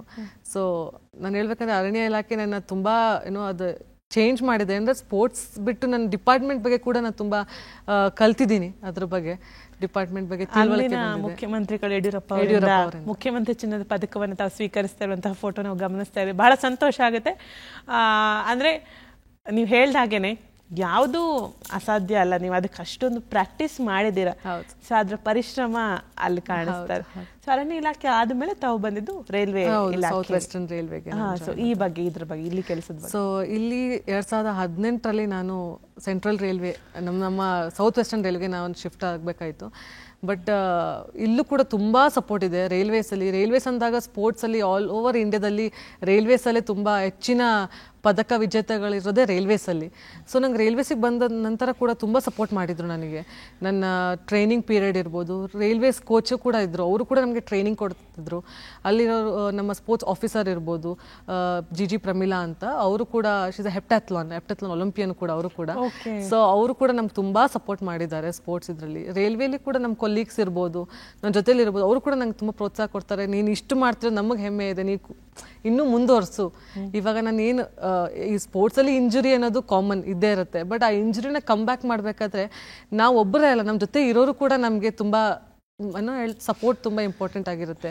ಮೆಂಟಲಿ ನಾವು ಸ್ವಲ್ಪ ಡೌನ್ ಆಗ್ತೀವಿ ಇಂಜುರಿ ಟೈಮಲ್ಲಿ, ಬಟ್ ಜೊತೆ ಇದ್ದವರು ನಮಗೆ ಪ್ರೋತ್ಸಾಹ ಕೊಟ್ಟಾಗ ಇನ್ನೂ ನೀನು ಮುಂದೆ ಬರ್ಬೋದು, ಇಂಜುರಿ ಎಲ್ಲ ಏನು ಅಲ್ಲ ಅಂತ ಹೇಳಿದಾಗ ನಮ್ಗೆ ಆ ಸಪೋರ್ಟ್ ಏನು ನಂಗೆ ರೈಲ್ವೇಸ್ ಕಡೆಯಿಂದ ಸಿಕ್ಕಿದೆ, ನನಗೆ ತುಂಬ ಒಳ್ಳೆಯ ಸಪೋರ್ಟ್ ಸಿಕ್ಕಿದೆ. ಸೊ ಇನ್ನೂ ನಾನು ನಮ್ಮ ರೈಲ್ವೇಸಿಗೆ ಇನ್ನೂ ಕೂಡ ಒಂದು ಒಳ್ಳೆಯ ಹೆಸರು ತರಬೇಕಂತ ನಾನು ಮುಂದೆ ಬರ್ತಿದ್ದೀನಿ. ಸದ್ಯ ಪ್ರಜ್ಞಾ ಅವರ ಓಟಕ್ಕೆ ಒಂದು ಸಣ್ಣ ಬ್ರೇಕ್ ಬಿದ್ದಿದೆ, ಅದು ಇಂಜುರಿ. ಸೊ ಎಷ್ಟು ಇಂಜುರಿ ಆಗಿದೆ ಇವರೆಗೂ? ಇಂಜುರಿ ಅಂದರೆ ಇಂಜುರಿ ಇನ್ ಬಿಟ್ವೀನ್ ಬರ್ತಾ ಇರುತ್ತೆ, ಬಟ್ ನಾವು ಯಾವ ಥರ ಕಮ್ ಬ್ಯಾಕ್ ಮಾಡ್ತೀವಿ ಅದು ಇಂಪಾರ್ಟೆಂಟ್ ಇರುತ್ತೆ. ಸೊ ನಂದು ನೀದು ಸರ್ಜರಿ ಆಗಿತ್ತು, ಮಿನಿಸ್ಕಲ್ ಟೇರ್ ಆಗಿತ್ತು ನಂದು. ಸೊ ಆ ಟೇರಿಂದ ನಾನು ತುಂಬ ಟೈಮ್ ತೊಗೊಂತು, ಆಲ್ಮೋಸ್ಟ್ 5-6 ಮಂತ್ಸ್ ಫಸ್ಟ್ ಇಂಜುರಿ ಆದಾಗ. ಆ 5-6 ಮಂತ್ಸ್ ನಾನು ಯಾವ ಥರ ನನ್ನ ಮೆಂಟಲಿ ನಾನು ತುಂಬ ಸ್ಟ್ರಾಂಗ್ ಇಟ್ಕೊಬೇಕಿತ್ತಂದರೆ, ಆ ಟೈಮಲ್ಲಿ ತುಂಬ ವೀಕ್ ಆಗಿಬಿಟ್ಟಿರ್ತೀವಿ, ಮೆಂಟಲಿ ಆ್ಯಂಡ್ ಫಿಸಿಕಲಿ ಬೋತ್ ಎರಡೂ ಕೂಡ ವೀಕ್ ಆಗಿರ್ತೀವಿ. ಆ ಟೈಮಲ್ಲಿ ನನಗೆ ಫಿಸಿಯೋಥೆರಪಿಸ್ಟ್ ಇರ್ಬೋದು, ನಮ್ಗೆ ಯಾವ ಥರ ಅವ್ರು ನನಗೆ ರಿಹ್ಯಾಬ್ ನನಗೆ ಸ್ಟಾರ್ಟ್ ಮಾಡಿದ್ರು, ನಮಗೆ ಕೋಚು ಕೂಡ ನನಗೆ ಯಾವ ಥರ ನನಗೆ ಸ್ಟೇಡಿಯಮಿಗೆ ಬಂದು ಅಟ್ಲೀಸ್ಟ್ ವಾಕ್ ಮಾಡಿ, ನಿಮ್ಗೆ ಅದು ಮೆಂಟಲಿ ನಾವು ಮನೆಯಲ್ಲೇ ಕೂತಿರೋದ್ರಿಂದ ನಮ್ಗೆ ಒಂಥರ ತುಂಬ ಡೌನ್ ಆಗಿರ್ತೀವಿ, ಸ್ಟೇಡಿಯಂಗೆ ಬಂದು ನಾನು ವಾಕ್ ಮಾಡ್ತಾ ಇದ್ದೆ. ಸೊ ಆ ಇಂಜುರಿಯಿಂದ ಕಮ್ ಬ್ಯಾಕ್ ಆಗೋದು ತುಂಬ ಅಂದರೆ ತುಂಬ ಕಷ್ಟ ಇದೆ, ಬಟ್ ನಾವು ಪ್ರಯತ್ನ ಪಟ್ಟರೆ ಯಾವುದು ಕೂಡ ಅಸಾಧ್ಯ. ಸೊ ನಾವು ವಿ ಕ್ಯಾನ್ ಕಮ್ ಬ್ಯಾಕ್ ಅಂತ ನಾನು ಒಂದು 6 ಮಂತ್ಸ್ ಬ್ಯಾಕ್ ಮತ್ತೆ ನಾನು ಸ್ಟಾರ್ಟ್ ಮಾಡಿದೆ. 17 ಮತ್ತೆ ಕಮ್ ಬ್ಯಾಕ್ ಆಗಿ ಮತ್ತೆ ನಾನು ನ್ಯಾಷನಲ್ ಮೆಡಲ್ ಮಾಡಿದೆ. ಸೊ ಆವಾಗ ಅನಿಸ್ತು ಇಂಜುರಿ ಎಲ್ಲ ಏನಂದರೆ ಜಸ್ಟ್ ನಮ್ಮ ಹಡಲ್ಸ್, ನಾನು ಇವೆಂಟ್ ಹಡಲ್ಸ್ ಇರೋದ್ರಿಂದ ಈ ಅಡೆತಡೆಗಳು ಬಿಟ್ವೀನ್ ಬರ್ತಾ ಇರುತ್ತೆ, ಬಟ್ ನಾವು ಯಾವ ಥರ ನಾವನ್ನ ಕ್ರಾಸ್ ಓವರ್ ಮಾಡ್ಕೊಂಡು ನಾವು ಮುಂದೆ ಬರ್ತೀವಿ, ಫಿನಿಶ್ ಮಾಡ್ತೀವಿ, ಅದು ಮುಖ್ಯ ಇರುತ್ತೆ. ಇನ್ ಬಿಟ್ವೀನ್ ಅಡೆತಡೆಗಳು ಯಾರು ಕೂಡ ನೋಡಲ್ಲ, ನಿಜ ಹೇಳ್ಬೇಕಂದ್ರೆ ಅದು ನಾವು ಫೇಸ್ ಮಾಡಿರ್ತೀವಿ, ನಮ್ಮ ಜೊತೆ ತಂದೆ ತಾಯಿ ಫೇಸ್ ಮಾಡಿರ್ತಾರೆ, ಬಟ್ ಎಲ್ಲ ನೋಡೋದೇನಂದ್ರೆ ಯಾರು ಫಸ್ಟ್ ಯಾರು ಫಿನಿಶ್ ಮಾಡಿದ್ದಾರೆ, ಹೇಗೆ ಸ್ಟಾರ್ಟ್ ಮಾಡಿದ್ರು ಹೇಗೆ ಎಂಡ್ ಮಾಡಿದ್ರು ಅಷ್ಟೇ ನೋಡೋದು. ಇನ್ ಬಿಟ್ವೀನ್ ಹಡಲ್ಸ್ ಯಾರು ಕೂಡ ನೋಡಕ್ ಹೋಗೋದಿಲ್ಲ. ಸೊ ಜೀವನದಲ್ಲೂ ಕೂಡ ಇನ್ ಬಿಟ್ವೀನ್ ಇವಾಗ ರೇಸ್ ಮಾಡ್ಬೇಕಾದ್ರೆ ಯಾರು ಫಿನಿಶಿಂಗ್ ಮಾತ್ರ ನೋಡ್ತಾರೆ, ಇನ್ ಬಿಟ್ವೀನ್ ಹಡಲ್ಸ್ ತುಂಬಾ ನಾವು ಸ್ಟ್ರಗಲ್ ಮಾಡ್ಕೊಂಡೇ ಬಂದಿರೋದು. ಆ ಸ್ಟ್ರಗಲ್ ಮಾಡಕ್ ಕಾರಣ ನಾವು ಎಷ್ಟು ಕಷ್ಟಪಟ್ಟಿವಿ, ಆ ಸ್ಟ್ರಗಲ್ ಇಂದ ಮಾಡಿ ಮಾಡಿ ಮಾಡಿ ಮಾಡಿ ಫಿನಿಶ್ ಮಾಡಿರ್ತೀವಿ. ಸೊ ಆ ಫಿನಿಶಿಂಗ್ ನೋಡೋಕ್ಕೆ ಜನರು ಎಷ್ಟು ಕುತೂಹಲದಿಂದ ಕಾಯ್ತಾ ಇರ್ತಾರೆ. ಬಟ್ ನಾನೇನು ಹೇಳೋದು, ಪ್ರತಿಯೊಂದು ಆ ಶ್ರಮ ಇನ್ ಬಿಟ್ವೀನ್ ಇದೆಯಲ್ಲ, ಅದು ಕೂಡ ಅವ್ರಿಗೆ ಗೊತ್ತಾಗಬೇಕು. It's not easy to win, ಎಲ್ಲರೂ ನಾವು ಈಸಿ ಅಲ್ಲ ವಿನ್ ಆಗೋದು, ತುಂಬ ಕಷ್ಟಪಟ್ಟಿದ್ದೀವಿ. ಹರ್ಡಲ್ಸ್ ಥರನೇ ನಮ್ಮ ಜೀವನ ಶೈಲಿ ಕೂಡ ಅದೇ ಥರ ಹರ್ಡ್ಲೇ ಆಗಿದೆ. ಹೌದು. ಕರೆಂಟ್ಲಿ ಯುವರ್ ಆನ್ ಇಂಜುರಿಯಲ್ಲಿ ಇದ್ದೀರಾ? ಹಾಂ, ಕರೆಂಟ್ಲಿ ಇಂಜುರಿಯಲ್ಲಿ ಇದ್ದೀನಿ. ಸೊ ಅದಕ್ಕೆ ನಾನು ರಿಹ್ಯಾಬ್ ಫಿಸಿಯೋಥೆರಪಿನ ಕೂಡ ನಡೆಸ್ತಾ ಇದ್ದೀನಿ. ಸೊ ನಾನು ಬ್ಯಾಕ್ ಟು ಫಿಟ್ನೆಸ್ ಬರಬೇಕನ್ನೋದೇ ನನ್ನ ಗುರಿ. ಸೊ ಇವಾಗ ರೀಸೆಂಟಾಗಿ ಮದುವೆ ಆಗಿದ್ದರಿಂದ ಹಸ್ಬೆಂಡ್ ಕೂಡ ತುಂಬ ಒಳ್ಳೆ ಸಪೋರ್ಟ್ ಇದ್ದಾರೆ ನನಗೆ. So is not a non sports person, but still ನನಗೆ ಸ್ಪೋರ್ಟ್ಸಿಗೆ ತುಂಬ ಸಪೋರ್ಟ್ ಕೊಡ್ತಿದ್ದಾರೆ. ಸೊ ನೀನು ಯಾಕೆ ಮಾಡೋಕ್ಕಾಗೋದಿಲ್ಲ, injury is just common, but ಅವ್ರ ಸ್ಪೋರ್ಟ್ಸ್ ಐಡಿಯಾ ಇಲ್ಲ, ಬಟ್ ಆದರೂ ಕೂಡ ಅವ್ರು ನನಗೆ ಹಾಗೆ injury it's a normal one, ನೀನು ಕಮ್ ಬ್ಯಾಕ್ ಮಾಡ್ಬೋದು, ನಿಂಗೆ ಸ್ಪೋರ್ಟ್ಸಲ್ಲಿ ನಾನು ಸಪೋರ್ಟ್ ಇದ್ದೀವಿ ಅಂತ ಒಂದು ಕಡೆ ಖುಷಿ ಆಗುತ್ತೆ. ಯಾಕಂದರೆ ಇಷ್ಟೇ ತಂದೆ ತಾಯಿ ನಮ್ಗೆ ಹೇಗೆ ನನಗೆ ಸಪೋರ್ಟ್ ಮಾಡ್ಕೊಂಬಂದ್ರು, ಇವಾಗ ಕೂಡ ನನ್ನ ಹಸ್ಬೆಂಡ್ ನನ್ನ ಇನ್ಲಾಸು ಕೂಡ ಸಪೋರ್ಟ್ ಮಾಡಿದಾಗ ತುಂಬ ಖುಷಿ ಆಗುತ್ತೆ. ನಿಮ್ಮ ಪತಿ ಹೆಸರು ಅರ್ಜುನ್. Very supportive husband. ನೋಡ್ರಿ, ನೀವು ಬಂದಾಗಿಂದ ನಿಮ್ ಕೆಲಸಗಳನ್ನ ಪ್ರತಿಯೊಂದನ್ನು ಅವರೇ ಕೋಆರ್ಡಿನೇಟ್ ಮಾಡ್ತಾ ಇದ್ರು. So how thankful you are? I am blessed. ನಿಜ ಹೇಳ್ಬೇಕಂದ್ರೆ ಬ್ಲೆಸ್ಡ್ ಅಂತಾನೆ ಹೇಳ್ಬೋದು. ಯಾಕಂದ್ರೆ ತುಂಬಾ ಇವಾಗಿನ ಇದರಲ್ಲಿ ಮದ್ವೆ ಆದ ತಕ್ಷಣ ಯಾವ ತರ ಸಿಚುವೇಶನ್ ಆಗತ್ತಂದ್ರೆ, ಸ್ಪೋರ್ಟ್ಸ್ ರಿಲಿ ಮ್ಯಾಟ್ರ್ ಆಗುತ್ತಾ ಅಂತ ಕ್ವಶನ್ ಬಂದ್ಬಿಡುತ್ತೆ. ಸಮಾಜದಲ್ಲೂ ಕೂಡ ಹಾಗೆ ಇರುತ್ತೆ, ಮದುವೆ ಆದ್ಮೇಲೆ ಆಯ್ತು ಸ್ಪೋರ್ಟ್ಸ್ ಅಷ್ಟೇ ಅಂತ ಇರುತ್ತೆ. ಬಟ್ ನನಗೆ ಆ ಥರ ಮೈಂಡ್ ಸೆಟ್ ಇಲ್ಲ, ಇವನ್ ನನ್ನ ಹಸ್ಬೆಂಡ್ಗೂ ಕೂಡ ಇಲ್ಲ. ಸೊ ಫಿಟ್ನೆಸ್ ಮಾಡಿಕೊಂಡು ಮತ್ತೆ ಕಮ್ ಬ್ಯಾಕ್ ಮಾಡೋದನ್ನ ನಾನು ಖಂಡಿತ ಟ್ರೈ ಮಾಡ್ತೀನಿ. ಐ ಡೋಂಟ್ ನೋ ವೆದರ್ ನಾನು ಮತ್ತೆ ನ್ಯಾಷನಲ್ ಮೆಡಲ್ ಮಾಡ್ತೀನಿ ಇಲ್ವೋ ಗೊತ್ತಿಲ್ಲ, ಬಟ್ ನನ್ನ ಪ್ರೊಫೆಷನಲ್ ಫಿಟ್ನೆಸ್ ಏನಿದೆ ಸ್ಪೋರ್ಟ್ಸ್, ನೀವು ಹೇಳ್ದಂಗೆ ರೇಸೇ ನನ್ನ ಜೀವನ ಆಗಿದ್ರಿಂದ ಇನ್ನೂ ನಾನು ರೇಸಲ್ಲಿ ಕಮ್ ಬ್ಯಾಕ್ ಮಾಡ್ಬೇಕಂತ ನನಗೆ ತುಂಬ ಆಸೆ ಇದೆ. Okay, super. ಈ ರೇಸಿಂಗ್ ಜರ್ನಿ ಒಂದ್ ಕಡೆ ಕೆಲಸ ಎರಡನ್ನೂ ಕೂಡ ಬ್ಯಾಲೆನ್ಸ್ ಮಾಡಬೇಕಾಗುತ್ತೆ. ಬಹಳ ಜನಕ್ಕೆ ವರ್ಕೌಟ್ ಅನ್ನೋದು ಪ್ರೆಷರ್, ಇನ್ ಕೆಲವರಿಗೆ ಪ್ಲೆಜರ್ ಆಗಿರುತ್ತೆ. ನಿಮ್ಗೇನು? ನಮಗೆ ಒಂಥರ ಪ್ರೆಷರೇ ಇತ್ತು. ಪ್ಲೆಷರ್ ಯಾವಾಗ ಅಂದ್ರೆ ವಿನ್ ಆದ್ಮೇಲೆ ಪ್ಲೆಷರ್ ಆಗ್ತಿತ್ತು. ಮತ್ತೆ ಇಲ್ಲಾಂದ್ರೆ ವರ್ಕೌಟ್ ಫಿನಿಶ್ ಆದ್ಮೇಲೆ ಒಂದು ಪ್ಲೆಷರ್, ಒಂದು ಖುಷಿ ಇರುತ್ತೆ. ವರ್ಕೌಟ್ ನಮ್ ಕೋಚ್ ರೆಡಿ ಮಾಡ್ಬೇಕಾದ್ರೆ ಒಂದ್ ಟೆನ್ಷನ್ ಆಗೋದು, ದೇವ್ರೆ ಇದೆಲ್ಲ ಇಷ್ಟೆಲ್ಲ ವರ್ಕೌಟ್ ನಾವು ಮಾಡಿ ಮುಗಿಸ್ಬೇಕಲ್ಲ ಇವತ್ತಿನ ದಿನಕ್ಕೆ ಅಂತ. ಆವಾಗ ಪ್ರೆಷರ್ ಇರ್ತಾ ಇತ್ತು. ಬಟ್ ಮುಗಿದ ಮೇಲೆ ಆ ಪ್ಲೆಷರ್ ಏನಿದೆ, ಆ ಖುಷಿ ಏನಿದೆ, ನಾವು ನೆಕ್ಸ್ಟ್ ಡೇ ತಯಾರಿ ಮಾಡ್ಬೇಕು, ಆ ಪ್ಲೆಷರ್ ಇದೆಲ್ಲ ಅದು ತುಂಬಾ ಖುಷಿ ಆಗುತ್ತೆ ನಮ್ಗೆ. ಓಕೆ, ಪ್ರಜ್ಞಾ ಅವರೇ, ಮಾತುಕತೆ ಮುಂದುವರಿಸೋಣ ಒಂದು ವಿರಾಮದ ನಂತರ. ಆತ್ಮೀಯ ವೀಕ್ಷಕರೇ, ಶುಭೋದಯ ಕರ್ನಾಟಕ 2ನೇ ಆವೃತ್ತಿ ಮುಂದುವರಿಯುತ್ತೆ ಒಂದು ಪುಟ್ಟ ವಿರಾಮದ ಬಳಿಕ. ಉತ್ತರಂ ಯತ್ ಸಮುದ್ರಸ್ಯ ಹಿಮಾದ್ರೈಶ್ಚೈವ ದಕ್ಷಿಣಂ ವರ್ಷಂ ತತ್ ಭಾರತಂ ನಾಮ ಭಾರತೀಯತ್ರ ಸಂತತಿ. ಭಾರತ ಸದಾ ವಿಶ್ವಕ್ಕೆ ಮಾರ್ಗದರ್ಶಕವಾಗಿದೆ. ಧರ್ಮದಲ್ಲಿ, ಆಧ್ಯಾತ್ಮದಲ್ಲಿ, ಸಂಸ್ಕೃತಿಯಲ್ಲಿ, ಶಿಕ್ಷಣದಲ್ಲಿ ಮತ್ತು ವಿಜ್ಞಾನದಲ್ಲಿ ಭಾರತ ಸಮೃದ್ಧಿಯ ಪ್ರಸಾರ ಮಾಡಿದೆ. ಪ್ರೇಮ ಮತ್ತು ಅಹಿಂಸೆಯ ಪ್ರಚಾರ ಮಾಡಿದೆ. ವೈವಿಧ್ಯತೆಯಲ್ಲಿ ಏಕತೆಯನ್ನು ತೋರಿಸಿದೆ. ಭಾರತ ಸದಾ ಎಲ್ಲ ಮತ ಧರ್ಮಗಳನ್ನು ಸ್ವೀಕರಿಸಿದೆ. ವಿದೇಶಿಯರನ್ನು ಸತ್ಕರಿಸಿದೆ. ವಸುದೈವ ಕುಟುಂಬಕಂ ಎಂದು ನಡೆದುಕೊಂಡಿದೆ. ಮತ್ತೆ ಅದೊಂದು ಕಾಲದಲ್ಲಿ ಇಲ್ಲಿಗೆ ಬಂದರೂ ಕೆಲವು ವಿದೇಶಿಯರು ಮಾಡುವುದಕ್ಕಾಗಿ ವ್ಯಾಪಾರ ಮಾಡತೊಡಗಿದರು. ವಂಚನೆಯ ವ್ಯವಹಾರ, ಚಿನ್ನದ ಹಕ್ಕಿಯ ರೆಕ್ಕೆಗಳನ್ನು ಕತ್ತರಿಸತೊಡಗಿದರು. ಸಮಾಜ, ಸಂಸ್ಕೃತಿ, ಶಿಕ್ಷಣ ಮತ್ತು ಸಂಸ್ಕಾರವನ್ನು ನಾಶ ಮಾಡತೊಡಗಿದರು. ಮತ್ತೆ ನಡೆಯಿತು ಷಡ್ಯಂತ್ರ. ಭಾರತ ಆಗೋಯ್ತು ಪರತಂತ್ರ. ಆದರೆ ಅಳಿಯಲಿಲ್ಲ ಸ್ವರಾಜ್ಯದ ಚೈತನ್ಯ. ಎದ್ದಿತು ಸ್ವಾತಂತ್ರ್ಯ ಬಯಕೆಯ ವೇದನೆ. ದೇಶಭಕ್ತಿಯಲ್ಲಿ ಮುಳುಗಿದ ವೀರ ಯೋಧರು ಮುಂದೆ ಸಾಗಿದರು. ನಾರಿ ಶಕ್ತಿ ಜಾಗೃತವಾಯಿತು.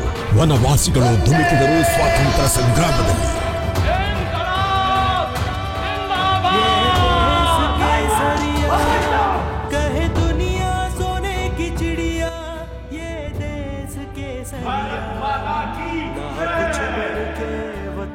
ನಗು ನಗುತ್ತಲೇ ನೀಡಿದರು ತಮ್ಮ ಪ್ರಾಣದ ಆಹುತಿಯನ್ನು.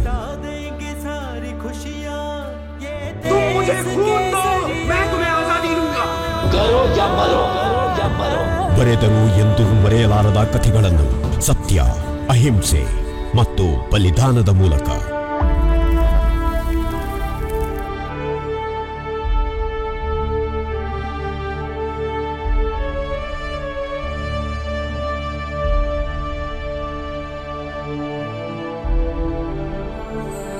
ಸ್ವರಾಜ್, ಭಾರತದ ಸ್ವಾತಂತ್ರ್ಯ ಸಂಗ್ರಾಮದ ಸಮಗ್ರ ಗಾಥೆ.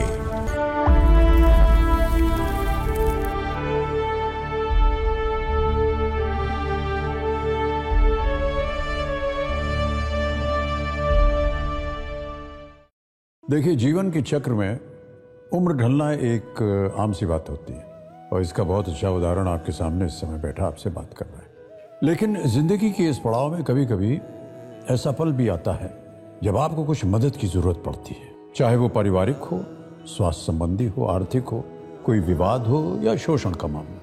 लेकिन आपके इन सभी जरूरतों को देखते और समझते हुए भारत सरकार ने शुरू की है एक एल्डर लाइन, जहां आपको मिलेगा आपके सारे समस्याओं का समाधान. फोन नंबर है 14567. अब भले आपके बच्चे आपके साथ रहते हों या किसी दूसरे शहर में हों, ये है आपका अटूट सहारा. तो बस जिंदगी के उन सुनहरे लम्हों को संजोकर अपने आज को बेफिक्री से आप जिए, क्योंकि अब ओल्ड एज बनेगा गोल्डन एज. कैसे? 14567 याद रखिएगा. ಥಟ್ ಅಂತ ಹೇಳಿ ಕ್ವಿಜ್ ಕಾರ್ಯಕ್ರಮಕ್ಕೆ ತಮಗೆಲ್ಲ ಸ್ವಾಗತ.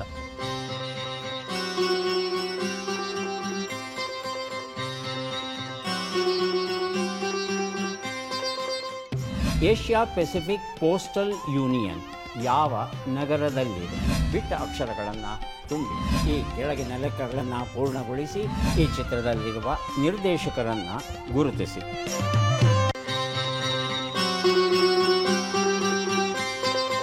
Option option 4 Paramvir Chakra. ಪರಮವೀರ ಚಕ್ರ. ವೈದ್ಯಕೀಯ ಉತ್ತರ ಸರಿಯಾಗಿದೆ. ನಾರಾಯಣಪ್ಪ ಅವರಿಗೆ ಉತ್ತರ ಗೊತ್ತಿತ್ತಾ ಅಥವಾ ಶಕುಂತಲೆಯಿಂದ ಕಾಪಿ ಹೊಡೆದ? ಇಲ್ಲ ಸರ್.